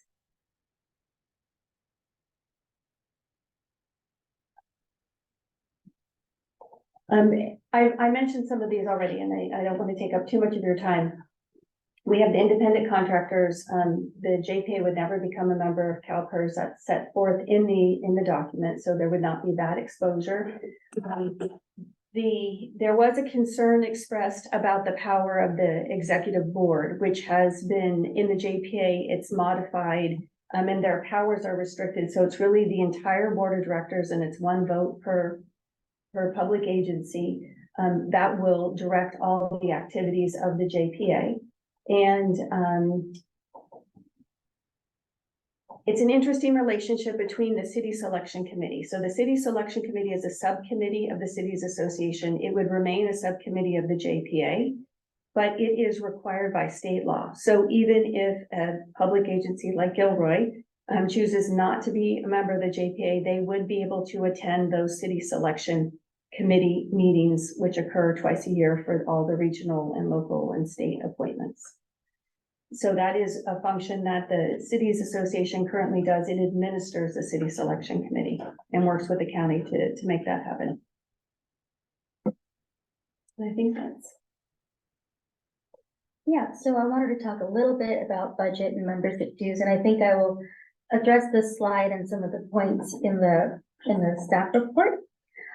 So the budget process, as we currently do it in the cities association that's set forth in our bylaws, that would continue. That would not change. The budget will not increase solely as a result of becoming a JPA. So I know that some of the cities have thought that the budget would increase because we become a JPA, but that's not the case, because the budget will be developed using the same parameters as the current budget. We are an operational budget, and the way our budget is created, it aligns with our current finances. So to be very blunt, I would never present a budget to the board where we live beyond our means. If it turns out that not all cities join the JPA, that budget shortfall would not be made up by the member agencies, because that would obviously be very unfair, and don't want to penalize anyone for being a member. Instead, we would readjust the budget so that we can undertake activities as per the money that we actually have. And so I would advise the board on where they may want to make cuts. For example, we have 2 membership events. You have the holiday party and the membership meeting in June. We could cut those if you wanted to. You could cut my hours, you could cut Janny's hours, but the board would ultimately decide how they would change the budget so that we can continue the programs with the money that we have, or cut some of the programs. Sorry. Okay, so membership dues will continue to be based on the size of member cities. So I know that the second bullet point in the staff memo says the overall budget for the cities association did increase, right? However, the change in the overall budget, that increase was made up by increases in the membership dues for the medium to large cities. The very small cities and the small cities, their dues did not change. So the $6,523 that Monte Sereno has been paying, you've been paying that, I would say, for the last 2 or 3 years. When the original membership dues went up, your dues remain the same. And then, and as I mentioned, you know, dues are based on the size of member cities. And so Monte Sereno does not pay anywhere near what some of the larger cities pay. For example, San Jose, so the $6,523 that you pay reflects 2% of our overall budget. San Jose pays $55,000, right? Because their population is roughly 1 million. And that represents 20% of the overall budget. Or to put it another way, for example, San Jose is 15 times the size in population of Palo Alto and yet only pays 3 times as much in their dues. So, and I can name a few of the other cities that pay a little bit more or a lot more. Sunnyvale pays roughly $40,000. Anyway, but despite this, and it's important to note that these larger cities have voted to stay in the JPA because they still have to abide by the 1 city, 1 vote model. And that is a model that's very important to us because it's equality among all of our cities. Just because you're a smaller city doesn't mean that your vote counts less than a bigger city's vote. So I wanted to point that out. Let's see. Okay. All right, we're available for any questions if you have any. Yeah. And then of course you've all seen this, we've discussed this before, so the value of membership. Are there any points on the value of the membership that you'd like to? Oh, sure, could we go back? As I mentioned earlier, the Cities Association allows us to have a unified collective voice to advocate for our member cities. It amplifies the voices of our smaller cities, for example, at the state level. I really like the 1 city, 1 vote model. I didn't create it, but when I came on board at the Cities Association, I thought that was really great. So that the larger cities do not overpower the Cities Association. Collective participation in projects such as the Nexus study that's coming up on the current planning collaborative, it helps to keep costs down for individual member cities. And some of our cities, quite honestly, don't have the budget to hire a consultant to help them with their housing elements. And so we're able to provide that because it's It's a grant, but it's a grant yeah. that the Cities Association administers from the MTC. Yes, and again, this kind of goes back a little bit to the long-term fiscal strategy because the Cities Association, when the board decides that they want to pursue a grant and a grant that would be based on the priorities that the board has set at the beginning of the year, Cities Association would write that grant, administer that grant. If there are follow-up grant reports, we would do that. But the city staff of our various member agencies would be able to benefit from that grant without having to take on the administrative tasks for those things. You know, and the Cities Association, it's a really nice forum for council members to learn from each other. So I'm on a school board and I live and breathe by the Brown Act. But what's been really great is being able to talk to school board members in other districts. And I've seen that happen at our Cities Association symposia, where I see council members from across different jurisdictions talking to each other and learning how they're doing things in their different various cities. So I think that's a really key benefit. And we are able to bring highly regarded consultants, community partners, our state legislators. So we're able to attract that high level of expertise on behalf of our member cities.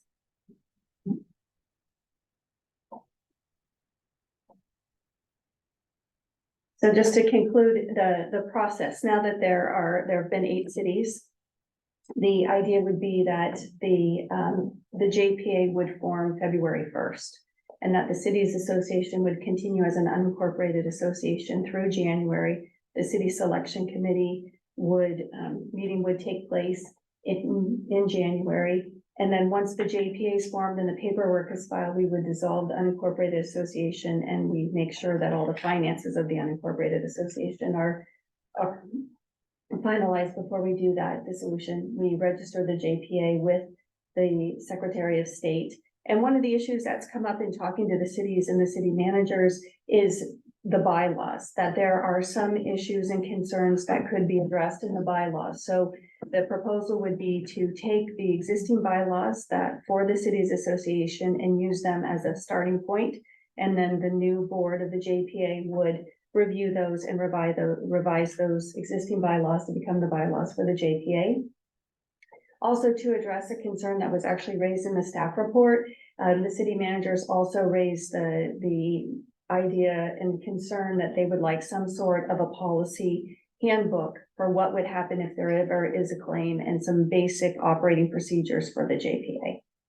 So that's going to be the task that will come up as soon as the bylaws are completed. And we're going to go over the timeline, the formation timeline at our meeting Thursday night. And so I know Councilmember Alahi is the representative to the board, but I invite all council members, if you want to listen in or show up, make public comment. I think it would be very useful to see what the next steps are in the next few months.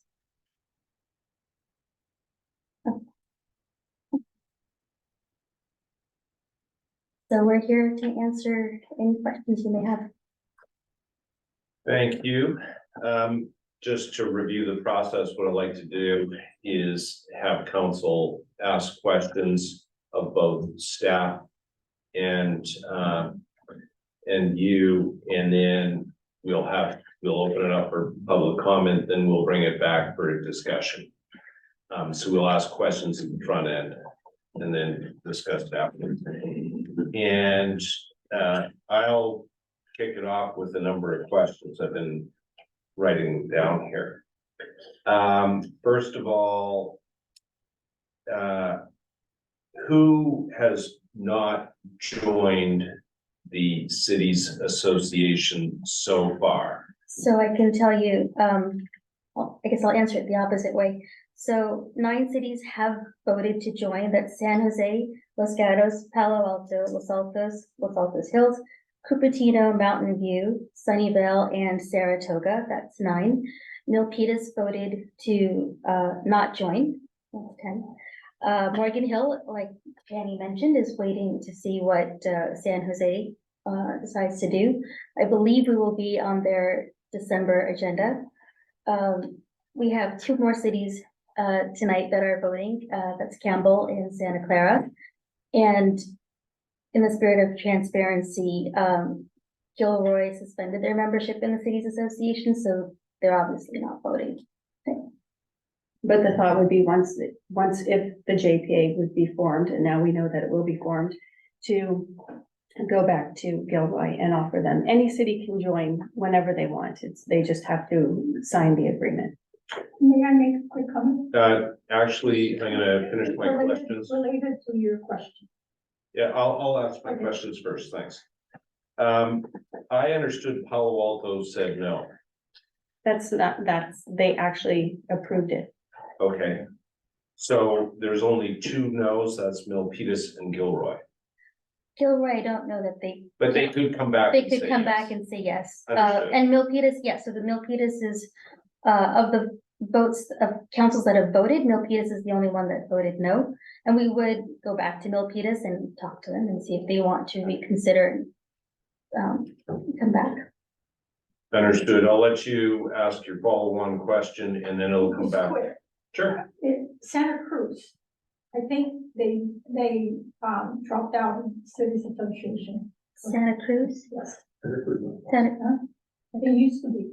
Santa I was on the Cities Association. are you thinking perhaps council member of the roundtable? Because I think the roundtable is called the Santa Cruz something. So are they still part of it? No, So there's- it's strictly the Santa Clara County cities. There was at one point, there was an airport commission and they may have been part of that roundtable. But that roundtable was disbanded. Do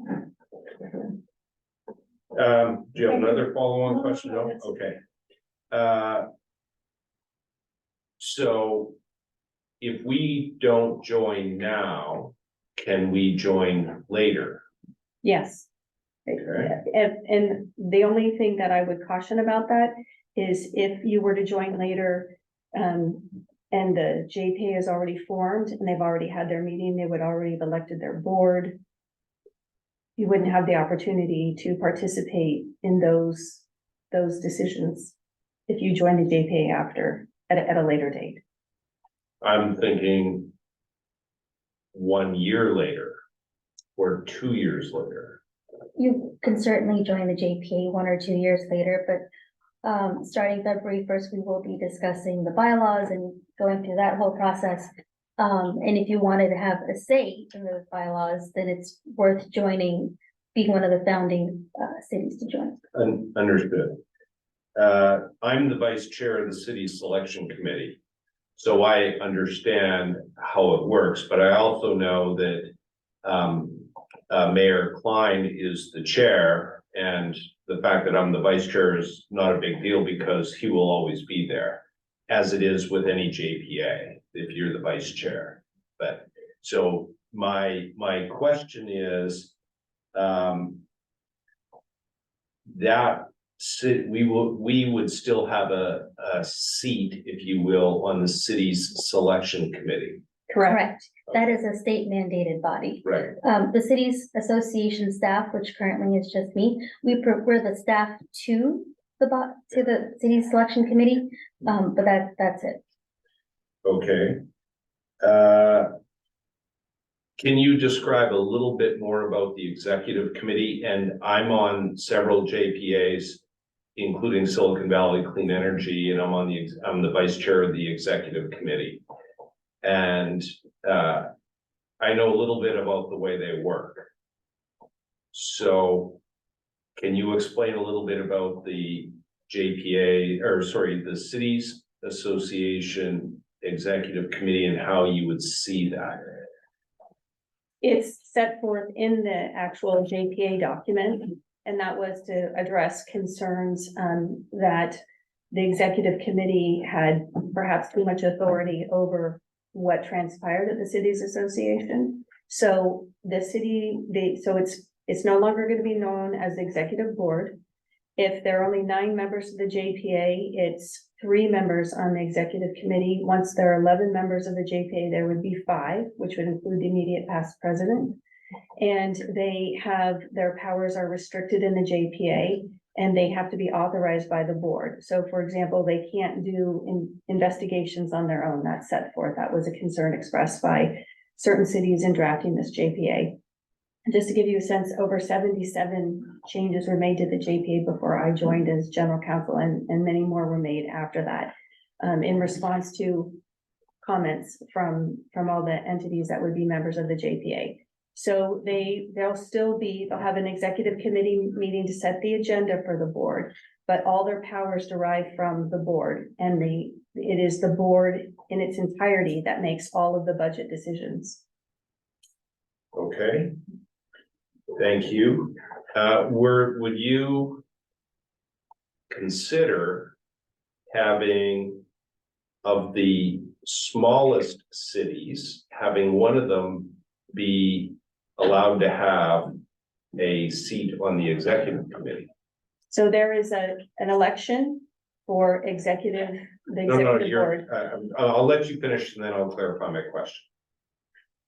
So the process for the selection of the executive committee is set forth in the JPA, and there's an annual election. Right, so the answer is no. You wouldn't say we'll carve off a seat for Los Altos Hills or Monte Sereno, which happen to be the 2 smallest cities.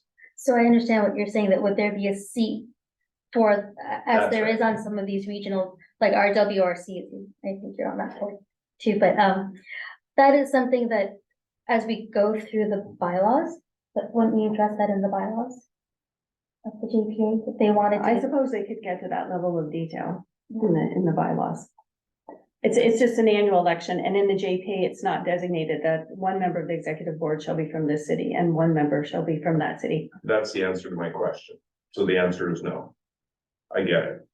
So then my next question is, and I'm sorry, but we have to, Monte Sereno is very frugal and we're very tiny. We've got 3,600 men, women and children, and I don't know in your numbers what it is for a population, 3575, 3675, whatever, call it 3,600. And then I look at what you just mentioned about San Jose. So if their dues are $55,000 for 1 million people, it works out to like 0.55 of a cent per person, if I have my math right. Monte Sereno, if we pay $65.23 for 3,600 people, it's like almost $2 a person. Rough numbers. I look at that and I compare it to Los Altos Hills, and they've got 65.23, and let's call it 8,000 people. You know, like the burden on our residents is extremely high.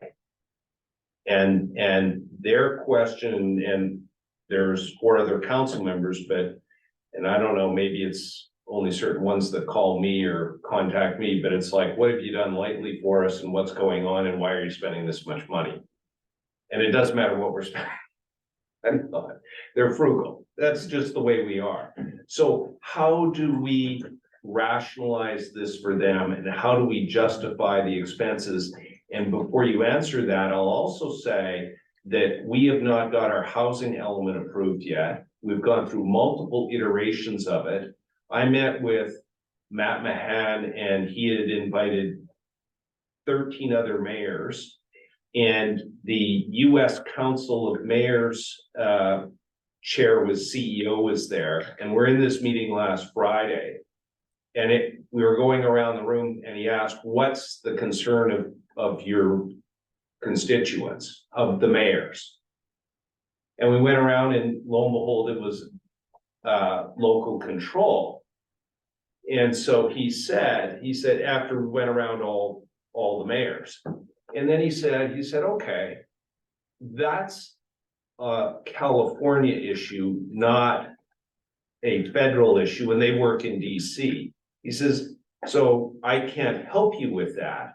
But what have you done as a group of 15 mayors to deal with Sacramento? It's like, a few people said, oh, I spoke with this person, or I spoke with that person, but no one could say 15 people got together and sat in front of people in Sacramento. And that's the support that I think that our constituents are saying, when are you going to do that? When are you going to, work smart and work hard? But, it just, a onesie twosie approach doesn't work. And some of them say, Brian, what were you thinking? So that's kind of a situation, and how do we respond to our constituents, and what's the value in joining as 3,600 men, women, and children with around 2,600 registered voters? That's my kind of question. And I actually think that's a question that is for you as a council to decide, right? When we went to San Jose, they were frustrated that they pay such a considerable dues relative to everybody else, and they only get 1 vote. And so that budget was decided by the board a couple of years ago, that they were going to increase the budget, but they weren't going to increase the dues for the smaller cities in recognition of some of these concerns. And it's a balancing act. And so ultimately, we hope that you see the value in joining this collective collaborative organization that's been around since 1990, that you've been a part of since then.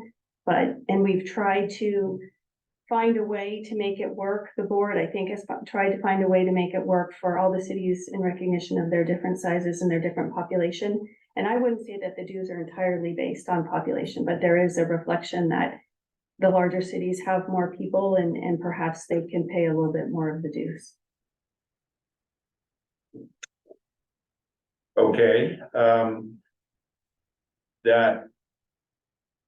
for me, that doesn't answer the question, what's the value to our individual residents and, you know, can we move the needle as one vote in 15? I've been on JPAs and it's hard to move the needle and you gotta be extremely persuasive. But I'll tell you, when I sit in a room with some of the larger cities, Monte Sereno doesn't have the same voice. So we'll just put it that way. But I've been asking a number of questions and we've got, pardon? No, yes, I have been commenting. But my questions are in the context of what my experience has been. All right, thank you, sir. Yes, You go ahead. actually, you've answered your own question, which was what Mayor Menon was asking, what any 15 people have done. Individually, you can't do anything, but the cities association together will be a voice that can have a difference. I've found since I joined as a small city association member, that the association has listened to me. When the rates went up because of this lawsuit, everybody had to pay more. I told them the city of Monte Sereno was not going to pay anymore. And they listened, and the rates increased for San Jose. I think they went up by 20% or something for San Jose, but they did not go up for the city.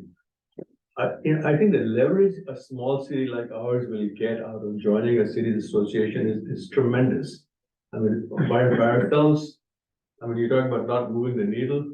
You know, we can't even move a haystack or a little hay if you're doing it ourselves. But joining the cities association, then it'll depend on who is representing Monte Sereno. Somebody like you would go there and move the whole time clock if necessary. So it'll depend on who is representing the city. Somebody else who's, not that actively involved or engaged will not make any difference. The fact that we get a full vote like everybody else means something. And we're not asking for a lot of money. $6,000 we normally, spend that anyway. Some of the things that you pointed out, and I just want to make sure we cover them again. The real issue is, if you're not going to join the JPA, then we should also get out of the cities association. Because the cities association by itself is just a liability waiting to happen again. A JPA protects us from that particular liability. The second thing that the JPA does is, the cities like San Jose, they pay more, they could probably pay much more, but they also provide a consultant who comes in, he's a lobbyist, they have an active lobbyist, who comes to the city association meetings and he tells us everything else that's going on as far as legislation is concerned and what's coming down the pipeline. They were very robust city managers association, and I don't know if it's really not as had a chance to attend many of those. But the city managers are very involved as to what is going on with the association, and they put in their inputs. There's a grant report that comes out as to what grants are available, and some of that has to do with the staff level. By attending those staff level things, that opens it up to us so that we can also apply for those grants. There's a lot of benefit. The Legislative Action Committee provides you with the latest laws that are coming in, and you get them all in one place. So, given all that, and since the benefit of joining now is the bylaws are being drafted, we can go in there. And the question, I think you didn't quite get the question there when it was whether, what was that question where you said the answer is no? As far as making Whether changes. there's a seat specifically for the very small. That can still be done. We can go in there, and if we can hook up and lobby Los Altos Hills and the other small city and say, okay, we don't want it this way, we want to make sure at least, the smaller cities have one vote on the executive committee. Is there a reason why that could not be done on the bylaws? I don't see why that couldn't. So it could still be done. So it depends on if that's what's really important to us. We can push for that and say, okay, now we're here. We want to make sure the smaller city also have one vote. On the other hand, they could also come back and say you're paying less, so maybe you only get the vote per population that you have. And in that case, we could actually reduce our fees from 6,000 to 2,000, but only get 2,000 of a vote on something else. So that's available by moving on.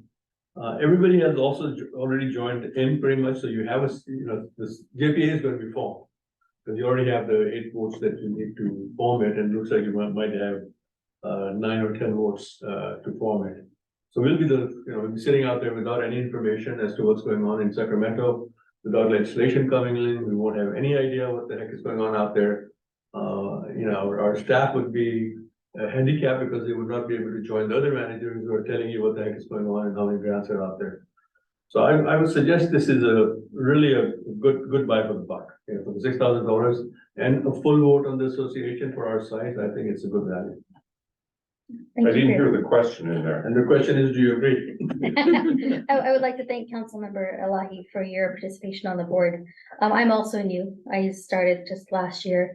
And being new, kept my mouth shut and both ears open. And Councilmember Elahi has been very vocal about the perspective and the realities of the very small cities. And so I do appreciate that, and that has found its way into some of the work that we do. I know that your fellow board member from Saratoga, she appreciates that as well, that you bring the perspective of the smaller cities because the realities are different, right, between the large cities and the smaller cities.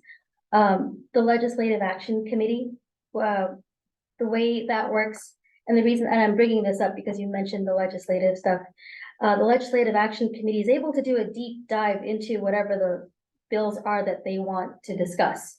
And they make a recommendation to the full board as to whether they should oppose or support or have no opinion, what the term is. But when we draft those letters that go to the legislators that say the cities association supports or opposes, we do put in the minority opinion in there. So if it's not like a unanimous, everybody votes to oppose or everybody votes to support, we do put in the other perspectives too. And having drafted those letters, last fall, I did put some of the points that Councilmember Elahi had brought up, that in some of our very small cities, this is the reality and this is what the concerns are. So in that way, sir, you have what you have said has gone all the way up to Sacramento. So I want to thank you for that. Yeah, and I'm not trying to get thanks for my. No, I know. Yeah, there was one other thing that the cities, as a JPA can do. Right now, guys can't do any program because you can't take any money from anybody else. But you could actually have very effective programs that help all cities develop different things, and receive tax deductible donations. I mean, the corporations and organizations will be happy to sponsor you guys to, if you're doing a program that is an educational program. So that's something that JPA can do, that the association cannot. I don't think it do itself because it cannot get external funding. Yeah. And you don't have the funds to be able to do programs like that. Thank you. That was a question, I think. I actually have a question. Thank you. I served on the Cities Association for 3 years in a prior term, and the Cities Association was able to place a member on certain other commissions and committees around the county. What committees and commissions does the JPA actually place a member on these days? Are you referring to the city selection committee? No, not No. like, for example, I was on the Silicon Valley Regional Interoperability Association. And Cities Association had one seat, and I got elected from the Cities Association to participate on that seat. Right, that JPA has a specific provision in their agreement that the cities association nominates Right, one and member. so to what the board. other types of those committees do you have that kind of an agreement with, just out of curiosity? Because this is a way that Monte Sereno could participate Yeah, in some absolutely. other boards and committees that they normally wouldn't be able to get in on. That is a very, very fair point. Since I've been on the cities association, I don't know. That's the only one that I know of offhand is the SBRIA. I thought there were 3 of them. I can't know there's remember the more other than- 2. More than one. It came up at the last meeting and it came as a, I thought one of them was a VTA position that the cities association had a selection on, but that Councilmember, could have changed. I can look into it, I'm just find out curious, and get just- back to you on that. I'd be Okay. happy to get back to you. Yeah, Be good for me to know. if I may, I think some of that is by the selection committee. The selection committee, you don't have to be on the JPA to do it. Correct. But still, the people on the selection committee are elected by people who are on the cities association. Right. And so it does make a difference, as to For- who's going to be end up. So I think the VTA or the empty, was it empty or something? Yeah, there was it was one of the regional transportation boards, stuff like that. I think that's where the influence is still there. Okay, and then I will wait for comment to come around. Councilmember Turner, do you have questions? Not a question, I have comments. Okay, Vice Mayor Wilsheimer, do you have questions? Yeah, actually, I have one question. Thank you. Currently, what are the three main issues that the cities association is working on? So the cities association, every January, when we have a new board seated, they will go through an exercise to determine what their 4 or 5 priorities are for the year. And that changes, right, every January because it's a new iteration of the board. This year, it's been gun safety, it's been mental health, it's been housing, and it's been sustainability. And so it's got a much longer name, but those are the 4 priorities that the Cities Association board determined are the topic areas that they wanted to do a deeper dive in. And so we were able to bring in speakers to speak to each of those priority areas. All right, thank you. Any other questions before I open it for public comment? No? Thank you very much. Appreciate that. Thank you. At this point in time, we'd like to open it for public comment. If you're a member of the public appearing here in chambers, please approach the podium. If you are appearing remotely, please raise your virtual hand.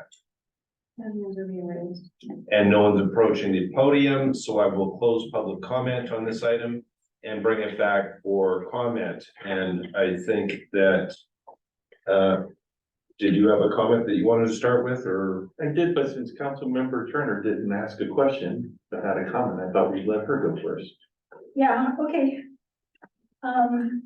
I do appreciate your comments, right?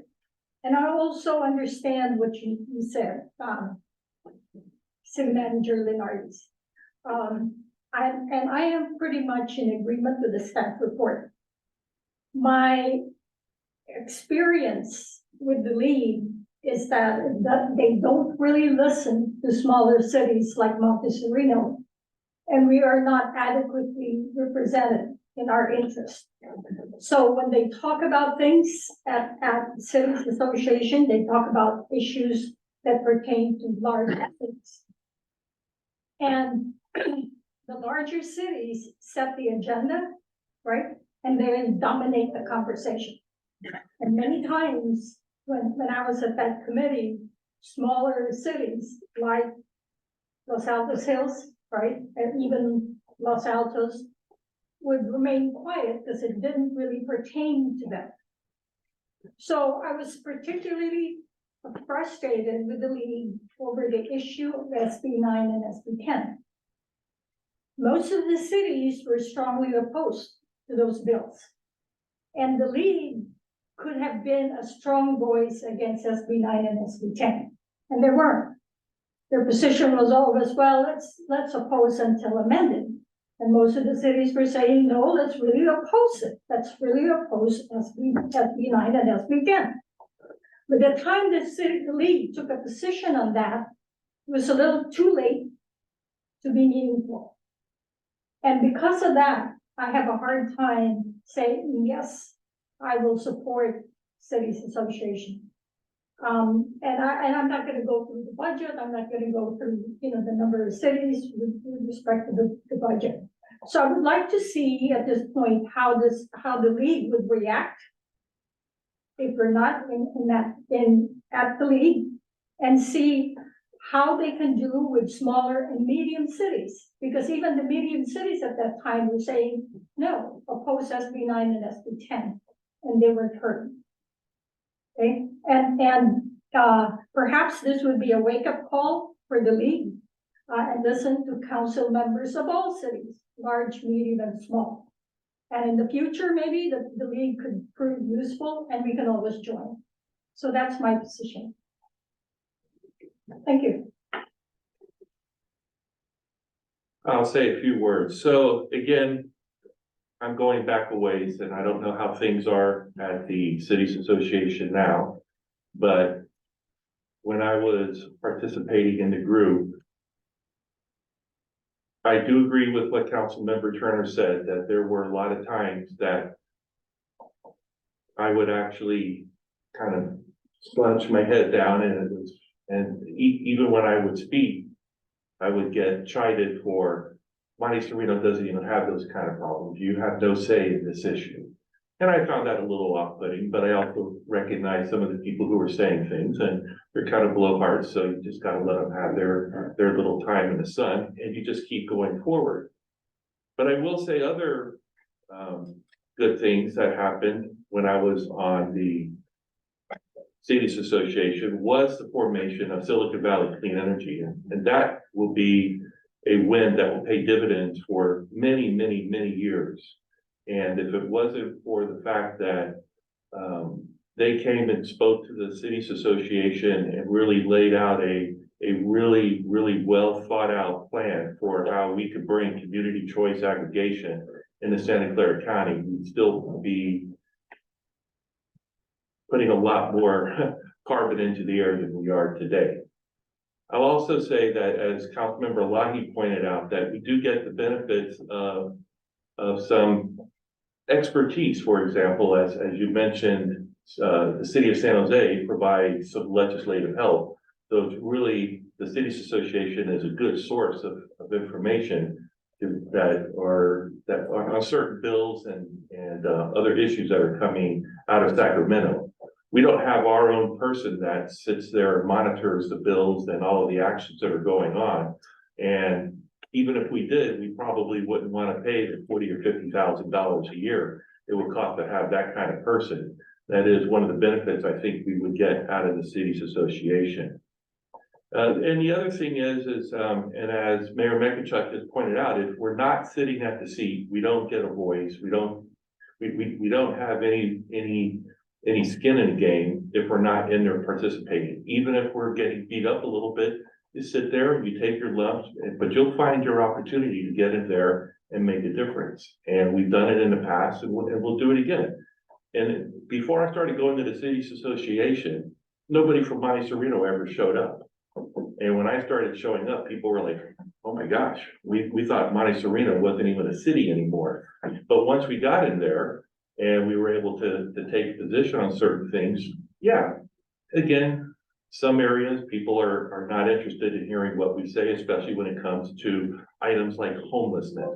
There's no homelessness in Monte Sereno, so there's probably not much we can contribute there. But when it comes time to talking about housing, we do have a lot to say. And we talked about a lot of very important issues, such as being able to share housing allocations with other cities. The Cities Association was one of the groups that put something like that together. And they will probably continue to be a leader in being able to do things like that. So it is disappointing that the costs have gone up so much. When I was participating, I think our costs were under $1,000 a year. So they have gone up dramatically, but I don't know why, but I'm sure that there's a reason why, and hopefully they won't go up again for a number of years. But I would definitely support continuing to participate in the Cities Association for those reasons.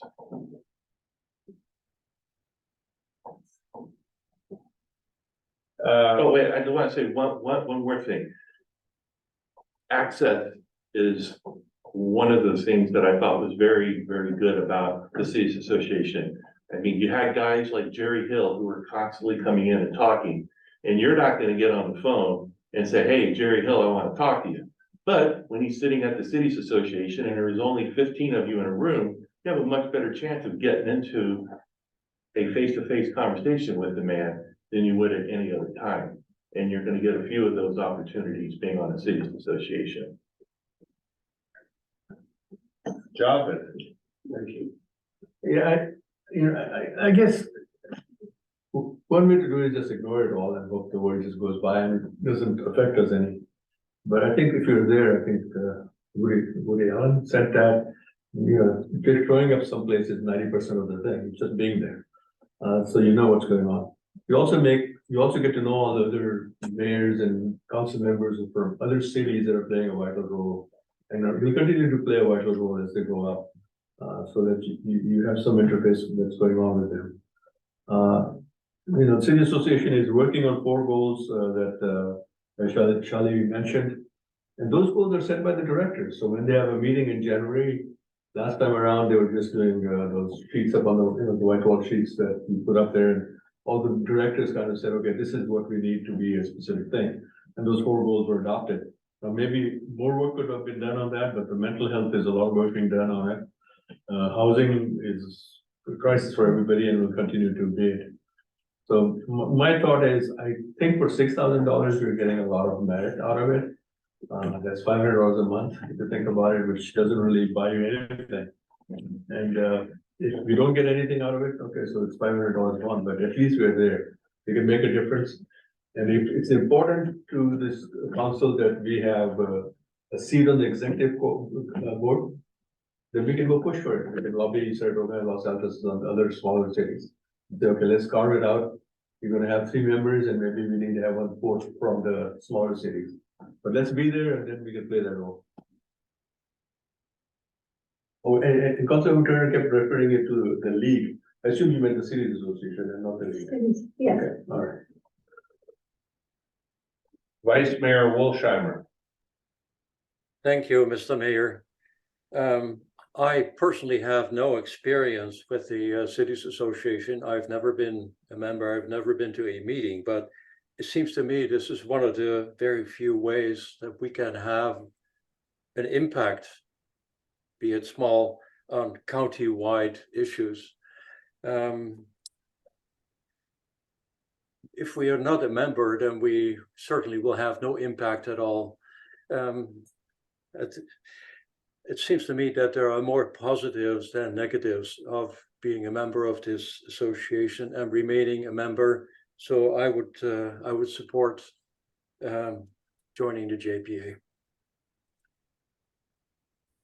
Thank you.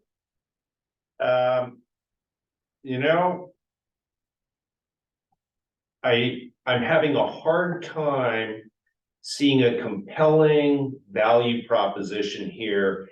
And when I look at it, I sort of do some of the math as our constituents do, and I say, 6523 divided by 3,600 is $1.81 per man, woman, and child. I look and I say, 55,000 divided by 1,000,000 is 5.5 cents per man, woman, and child. And I take 5.5 cents and I multiply that by 3,600 and I get $200. Okay. And then I look at Los Altos Hills and I take 6523 and they would pay the same as us. And I divide that by 8,000, I get 82 cents. So I'm kind of torn here. I do really believe that what you put into it is what you get out of it. So if you're just there, regardless of what your dues are and what your population is, if you don't contribute to the conversation and bring Monte Sereno's interests forward, then you're not going to get anything out of it. And I look at Silicon Valley Clean Energy and I look, okay, I'm on the executive committee. I'm the chair of the audit committee. I go to the board meetings and I go to the ribbon cuttings. There's a big investment in there. And then you turn around and say, some of the bigger cities, what are they doing? They don't put in the same effort. They don't have the same, so I can see that you get out of it what you put into it, but I'm volunteering a lot of my time into that. And that's okay. I think it's a good thing. I'm really torn on how poor our voices been in Sacramento. And I think that's a huge opportunity that has not materialized, and that disappoints me. And I'm not sure if that's who our representative was, or if that's the city's association, or if it's the difficulties that they've experienced. I also look and I say, and sorry if I'm giving you my stream of consciousness here, but this is why I'm torn. It's not an easy decision. And I'm like, well, you know what? Why don't we see how the next year turns out for the cities association? Because a lot of what they're gonna be doing is not gonna be spending time in Sacramento. They're gonna be working on building their organization, right? We heard they're gonna be doing the JPA agreement. They're gonna be putting the bylaws together. They're gonna be doing a big investment. So is that something that we need to pay $500 a month for? And, you know, I'm not there yet. And if they come back and they say, you know what, Monte Sereno, we'd like to see you be a part of our JPA. You know what?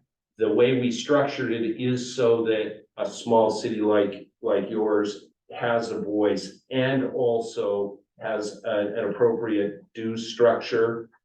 And, you know, you'll get a voice by being on the executive committee to take the chance that, yeah, it's gonna turn out the way we want it to. I'm not sure I'm prepared to do that at this point in time. And, you know, we had our picnic, and how many elected officials do we have come there? And now when I text them, I get a response back, you know? So if I was at a cities association meeting and Mark Berman was there, and I've met him a couple of times in different situations, I'll send him a text and I don't get a response back. Granted, we're not in his jurisdiction or in his area, but you know, it all depends on the relationships you have, and does it give you a value to get there in this current year? I'm not sure it does. So I've got a difficult time crossing that bridge, and I'm sorry, but I didn't hear a persuasive argument as why we should do that. And, you know, you can say it's easy to say it's only $6,500, $6,523, and that's not a big deal. But you know, every dollar you spend, you got to raise. You know, so where are we gonna get that from? And you take the 6523, divide that by 6%, and then divide that by 1%. That's how much property tax we have to collect to pay for that.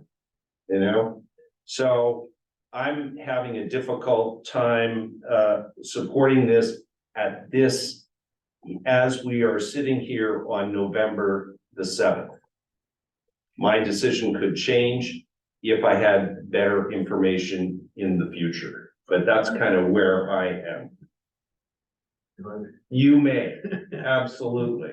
Thank you, Mayor. No, I understand where you're coming from, but as somebody who's been attending those meetings for the last 2 years, I mean, when I went in there initially, my thought was the same, as to why the heck do we need the cities association? It doesn't do anything. But my observation, you know, I'm the person who's there. You attended a couple of the selection committee meetings, which is good. I attended 3 meetings. So you attended a couple, 3 meetings there. I think that's great. So you've got a viewpoint on that also. So I appreciate that. The reason it's important to join now is because this is the foundational stage. This is the chance we have to shape the baby or the person as to what it grows up. If you attend a year later, it'll be done, and you know, we'll be kind of always saying, okay, what happened last year? What are you guys going to do next? We'll be in the formation stage, we'll be at the foundation stage, we'll be setting it up. Your idea about having a separate executive committee member for the smaller, that can be explored at this time if you could lobby enough. As far as the contacting with somebody on your one-on-one, yeah, you build good relationship, you can do it. But if you really have a thing that needs to be presented to Berman or somebody else, we need to get a resolution into the city council, into the city association, and say, here's what our Monte Sereno's concern is. Let's make this resolution and let's draft a letter and send it out. And I have had a letter go out from the city association, you know, presenting what our concerns are. So being there, it's like you're benefiting from all those other people. You're going in there and benefiting from it. So definitely, I think. Another thing is, if it really doesn't work out, I would say the better strategy would be saying, okay, we're getting out. Is it easy to get out of the JPA? If you don't mind me asking that question, or does it take a lot? You can withdraw from the JPA. So, It could be a matter of the timing. okay. So I think a better approach would be go and see what we can shape, and if it looks like we're all frustrated and we're wasting time, you know, if we're gonna get out, we'll get out at that time. But let's get in and play, play ball. Okay, can I ask a question? If it was between the League of Cities and the Cities Association, would you have a preference for one of those? The League of California. League of California Cities. When's the last time we've gone to one of their meetings? I went in January or February. Yeah. I think that we've had several people attend meetings. I mean, we go to the big, convention that they have, but I mean, How much do we pay for Cities Association of California, League of California Cities? I want to say it's between 1,000 and 2,000, maybe it's 1,200, maybe it's 1,800, not entirely certain. and I mean, do we really get a whole lot out of it? Other than we go to their new managers or new council member and mayor training? I have the opportunity, anyone has the opportunity of volunteering for one of their boards. Yeah. And I'm just saying, yeah, I would rather give up the League of Cities and get onto the Cities Association. So I think we would get more bang for the buck that way. You know, the same way that we're on the West Valley Mayor and Managers Association. You know, we're getting in all of these little places where we can go in and say what is important to Monte Sereno. And yeah, you're not going to get hurt all the time. But the one time you do get hurt, that's gonna be a big payoff for you. Or it could be too late. But at least you're in there saying it. let's have our city manager, comments. Thank you, Mayor. I was going to mention that the League of California Cities provides the training for the new council members and mayors annually. It's kind of a different animal as far as what they offer. It is a lesser price, but the Cities Association and that are different. But I mean, and we also pay for all the training, so by the time we're done paying for all the training and everything, we're paying for pretty much the same amount that we're paying to join the city association. And I believe you could go attend those trainings whether you remember or not. It's not like they're only open to members. I think you may also be able to attend the Cities Association if you're a member or not as well. Oh yeah, you can always go as a member of the public, but you can't, and you can speak as a member of the public, but you wouldn't be able to vote on any of the issues. Yeah. So I'm just kind of playing the devil's advocate here. Yeah. I tend to agree with Councilmember Elahi. Again, he's been on it a lot more, and he's been on it currently, so he knows what's going on these days, but you know, just like how we were in the Silicon Valley Clean Energy. Yeah, we didn't pay penny per penny on the same ratio as all of the other cities did, but we joined it anyway, and I think we've gotten our residents a really good program that they can be very happy to be a member of. Look at the community center that's coming up. The Cities Association may have similar budgets and plans that we can then draw from and say, okay, this is what you need to do. Well, I would at this time like to make a motion that we join the Santa Clara County Cities Association. I'll second that. We have a motion and a second. Hold on, we haven't taken public comment on this, have we? Oh, we did? Oh, yeah. We have Oh, yeah. not. We need to do that. I thought we did. We did, and there was no public comment. Okay, There there was we no go. comment. Okay. So, just to clarify, so, what you are doing is authorizing the city to enter into the Joint Powers Authority of the Cities Association and authorizing the city manager sign? Whatever your preference is. Okay. And authorize the city manager to execute the agreement. So moved. So seconded. All right, so we'll have a discussion and then we'll have a roll call vote. And my comment is, I like the idea of saying, okay, let's go in and a year later we can pull out versus let's not be part of it and go in. But whoever our representative is has to come back with something compelling. And I would also make a friendly amendment to this, saying that we revisit this a year from now, because I'm not sure that we have to revisit it every year. But I think we should revisit it. And my comment on why I'd like to make that friendly amendment is that, so the message is clear to the other cities that, hey, Monte Sereno is doing this in good faith, that it's gonna yield value to us. So I'm not sure if the maker of the motion would accept my friendly amendment.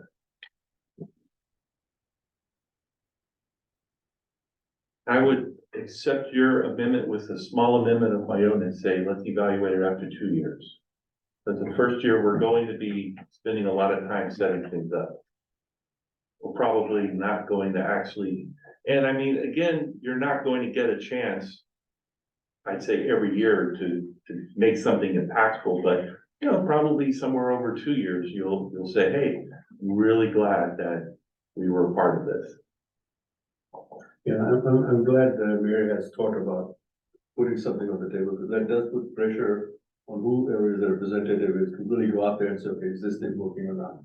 So I think the 2 years. May I add something to that? Yes, well, we're having comments on this, and we're deciding on a friendly amendment if it goes forward or not. Yeah, so if we're gonna do this, let's put in things that we want as a small city. And one of the things that we talked about here tonight is the fact that the charges that we pay are exorbitant compared to other cities. And it is exorbitant, $2 versus 5 cents. So I would say that we join, if we do plan to join JPA, that we join it on the condition that the fees are brought down. And if they're brought down to our liking, then we join the JPA.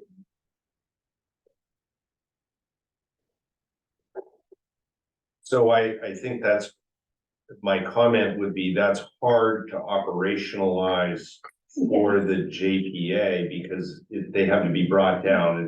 It's not you haven't quantified it. But I like the concept, and I think that if we go forward, that's what whoever our representative is would then say, this is what the city of Monte Sereno would like to see in the JPA agreement. It is yet to be completed, the bylaws, etc. In terms of the 1 year versus 2 years, you know, I'm sorry. I think 1 year is enough time.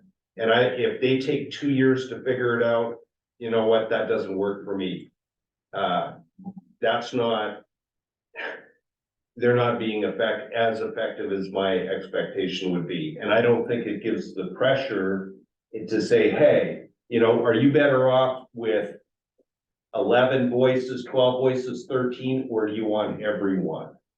And I think that makes it compelling for the other folks over in Gilroy as well. And hopefully Milpitas would rethink it. You know, so I guess I would like to hold on the 1 year. And if I could ask a question, when would the renewal be up? So if we join for a year, is it on a fiscal, or is it on a June 30 year end? Is it, what's? It's the same as typical city's fiscal year. The budget is prepared in April of each year. And when do you have July to? 1st is when the fiscal, so we go by the July 1st to June 30th of the next year. Okay, and then if you join as a member 6 months into the fiscal year, is it a pro rata membership fee, or, and the flip side of that is if you leave after 6 months, do you get a pro rata refund?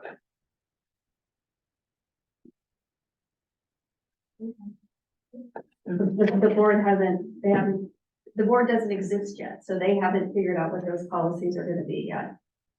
The association fees has been an annual fee. I think you just paid it or you're supposed to be paying it. Yeah, And it'll be good for a year till June 30th. We already paid. That's correct. And So just, we already paid through next June 30th. and the JPA language is, this is the final JPA, so that work is already done. Yeah, so the notice has some comments on it. Clarification, we usually pay it, July 1. We had it in the warrants list this evening, the 65-23. And was just waiting for this discussion to see if we should mail the check or not. That checks. And what is the membership year that we're paying the 65-23 on? It would be the 23-24. It's similar to the way our budget works, from June to July 1 or whatever. Yeah, so June 30th through June 30th of 2024. Okay, so we've already approved that in essence. So let me continue. So now I would say to the maker of the motion that we revisit this item in considering whether we stay a member starting July 1, 2025. That's what I was shooting for. That's why I said 2 years. Okay. So, Okay, so I'm good with that. I will accept that motion. You amendment. I will accept that. Right. Sure, go with that. Okay, I just want to make a comment there. I mean, I'll go with it, but we have the right to cancel anytime. Yeah, but you don't get a refund at any time. You don't get a refund. So you don't pay it. When the next bill comes up, so the audit will sit on it again. He will let us know it's up and we say, okay, now we're canceling it. You don't But, have to mail the check. That might be different. We can cancel anytime, so year, 2 years, just to keep some kind of There is a organization going. 180-day withdrawal requirement. I'm So sorry? 180 days to withdraw. To withdraw from it. So we'll consider it in July 2025, and if that time you decide not to do it, you have to give them a 6-month more time. But you have to really be upset to get out there. All right, I'll accept the menu. Go ahead, Mr. Leonardis. I was just going to mention what the city attorney mentioned, that if you wish to stay until July of 2025, you would have to give 6 months notice. That would put you into the 25-26 calendar year. Which is fine. So. It's fine. You might want to think about that. That puts us back in the 2 years time frame.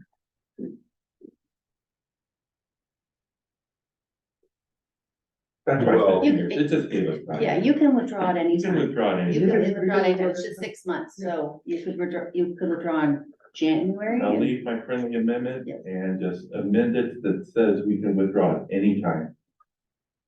Oh, we can withdraw at any time. Anytime.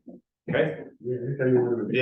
then, I will support this motion provided that you're able to, work with the with the formation of the JPA and the bylaws so that we have a voice as set forth by Councilmember Turner's intent, right? I don't know what that means. Well, do you want to repeat it again? You wanted to, Well, she wanted the fees to go down.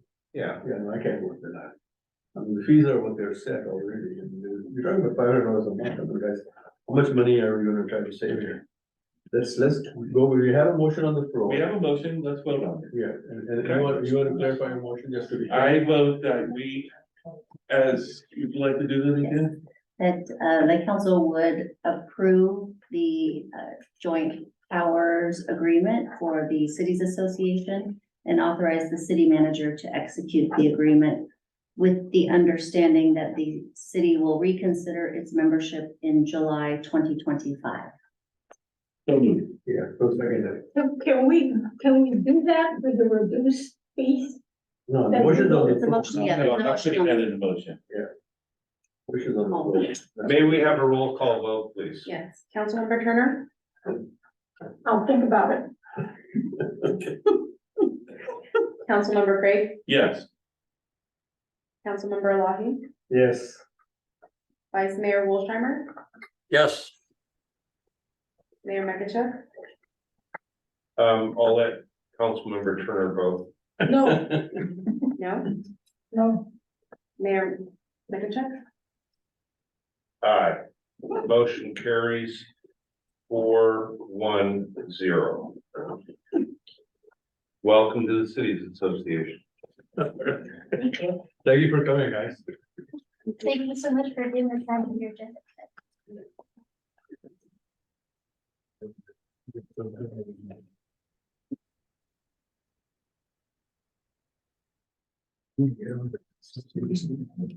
And what you wanted to do. Just saying now, most of my long-winded council member comments were because of the cities association.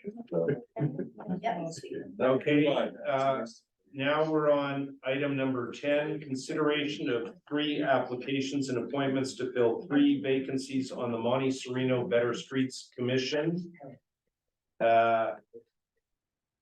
Do we have a staff report on that? Yes. So on October 17, 2017, the city council took action to form the Better Streets Commission for the purpose of advising the city manager on design, operations, and maintenance of the city's street system, and identifying and advising on integration, coordinated, environmentally sustainable, and economically efficient street rehabilitation solutions that address the multiple street system demands such as underground utilities, trees, stormwater management, and contamination runoff issues. The ordinance establishing the commission specified that the commission consists of 5 members of the public, selected by the majority of the city council, and 1 member of the youth commission to serve the commission as an officio member. The term of the 3 seats on the commission will be expiring on December 31st, 2025. As a result of the city's recruitment to fill the seats, applications were received from 3 qualified residents as follows: Barry Chafin, who is an incumbent; Omar Bilawala, who is also an incumbent; and Steve White. So staff recommends that the city appoint 3 applicants who applied for the Better Streets Commission to fill the 3 vacancies on the Monte Sereno Better Streets Commission. And would we actually, I have a quick question, did we have to have somebody repeat for them last time? I think last time we were in this part. I was gonna ask. Yeah. Be the person who comes, yeah. I will go first. So I was gonna suggest that we just vote on each one individually, and I'll recuse myself when Omar comes up. Or can I abstain, or do I need to walk out? Yeah. So why don't, Leave and go. why don't we do this just for expediency? We can vote on 2 and then you can recuse yourself. And I don't think the 3rd vote will take that long. Does that work for city attorney? All right. So do we have any of the applicants online? Because none of the applicants are in the room. Yeah. No. Okay, I will make one comment. I'm absolutely delighted that Mr. Steve White has volunteered to be on the Better Streets Commission. I know that there are significant demands on his time, and he was spending a significant amount of time on site and architecture, and he has for many years. And I think that his knowledge and understanding of our city will be incredibly valuable to the Better Streets Commission. So I'm very, very pleased that he applied for it. The other 2 applicants, that's wonderful that they're continuing. So I think I'll open public comment, or sorry, are there any questions of council? No? I'll open public comment on this. If you're in chambers, please approach the podium. If you're appearing virtually or remotely, please raise your virtual hand. Your hands are raised. I'll close public comment on this and bring it back, and I'll make a motion to appoint Steve White and Barry Chafin to the Better Streets Commission to serve a term ending December 31, 2025. Second. We have a motion and a second. May we have a roll call vote, please? Yes. Councilmember Craig? Yes. Councilmember Lahey? Yes. Councilmember Turner? Yes. Vice Mayor Wolshammer? Yes. And Mayor Mekichuk? Aye, motion carries 5-0-0. I don't think I need to open this for public comment again, or do I? No. For the third? No, no. Okay, at this point in time, I'll make them. Mr. Mayor, I need to recuse myself as the third applicant is a person who I work with and is a source of income for me. Thank you for recusing yourself. Okay, don't go outside, it's cold. No.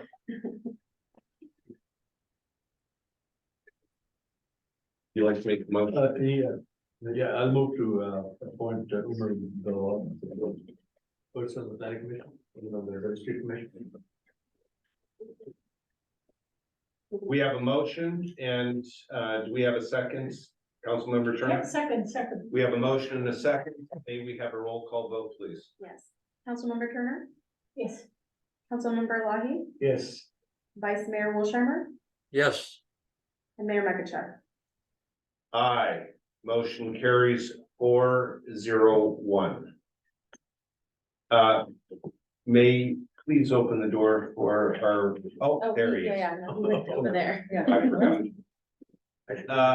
With that, I believe we're all the way through our agenda. That's item 10. And we now are at committee and commission reports. Councilmember Craig? The library JPA concluded its meetings for 2023 and we accepted all of the financial reports. The library is doing very well financially, I am pleased to report, and will continue to be very financially sound until the next economic crash, at which point they have tons of reserves and are very well suited to ride out any economic downturns. And also, yes? Oh, sorry, I was gonna ask you about the youth commission. I was gonna say the youth commission, we will actually have a meeting next week, but the youth commission is going to be starting its, is it an annual drive? We've only done it a couple of years. Yeah, So, we're doing. We're gonna have another coat drive, so please, coats and. This will be year 4. Year 4, okay, so our annual drive, we call it an annual drive. So coats, personal hygiene products.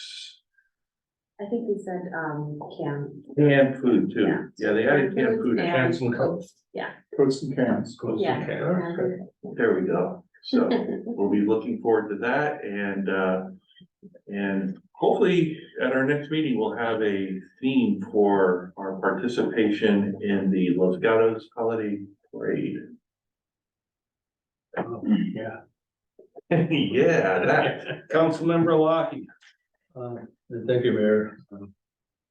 This city association didn't have a meeting last time around. Joint venture Silicon Valley, I guess they put on a show this time on artificial intelligence, which was really a very good program. They went on for about 3 hours and all the dangers and what's going on and the new techniques that are coming up. I'm thinking maybe we should get somebody to present. I ran somebody who's doing artificial intelligence help in governance proceedings on how to improve your government structure using artificial intelligence. Maybe worth calling him either to our meeting or to a cities association meeting, so we can bring it up to date on that. That's all I have. Okay. Councilmember Turner. Nothing I can talk about. Understood. Councilmember Wolsheimer, or sorry, Vice Mayor Wolsheimer. Thank you, Mr. Mayor. The only thing I'd like to mention is that I asked our city clerk to distribute the material from the October 25th Valley Water meeting. There were many interesting presentations and many interesting links to websites. So I would recommend that everybody, if you have a spare few minutes, to read the material. It was a very, very good meeting. You? I have a VTA meeting this week. West Valley Clean Water and West Valley Solid Waste, we met last week. That was to do an evaluation of the executive director and the council. Silicon Valley Clean Energy meets tomorrow. And their legislative action platform is going to be reviewed then. And as well, they may have a new CEO. There's a closed session on that. West Valley mayors and managers, we met a couple weeks ago, and we have a meeting the week after Thanksgiving on that. And the mayors of Santa Clara County, this is what Matt Mahan hosts. And that was actually a very, very interesting meeting. And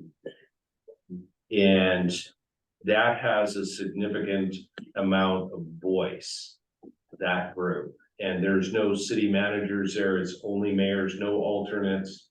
But I did ask if we could have our vice mayor attend, and they did invite vice mayors as a transition. And that is, unfortunately, our vice mayor couldn't attend, which otherwise it would have turned into a super spreader event, so. But I believe that that is a great forum that Matt Mahan has put together. And then I did host a meeting with PAC 556, I think it was, or 4556. And those cups were all filled in chambers here. And it was wonderful. And I'm not sure how many other council members have been interviewed by on KCAT. I can't remember the gentleman's name that does the interview every couple of years. But those cubs each asked a question, and it was just like being interviewed on KCAT. So that was very rewarding. And then I attended a ribbon cutting in Nevada for Silicon Valley Clean Energy, and they had a new solar farm with stationary storage. And it's very, very fulfilling to see that those power purchase agreements that were entered into years ago now coming online. So that was a good thing. That's my extensive report. The written one is attached to the agenda and will be attached to the minutes. With that, council member comments, and then the city manager's report and future agenda items. Council member comments? None. Nothing to add. Heads are shaking. City manager's report, Mr. Leonardis. Thank you, Mayor. Next meeting is December 5th, so we don't have one around Thanksgiving. But before then is the holiday parade, as was mentioned by Mr. Craig. So we're in the process of putting together a presentation for that. It will be fun. It's Saturday, December 2nd at 11 a.m. over on Almendra Avenue. We will be sending you details as we get them. Okay, on that, I will say that we have had commitment by Silicon Valley Clean Energy to allow us to use their Ford Lightning F-150 in the parade, and I believe you've got it set up so it will be towing a trailer and with some music, and I'm sure that more details will be forthcoming.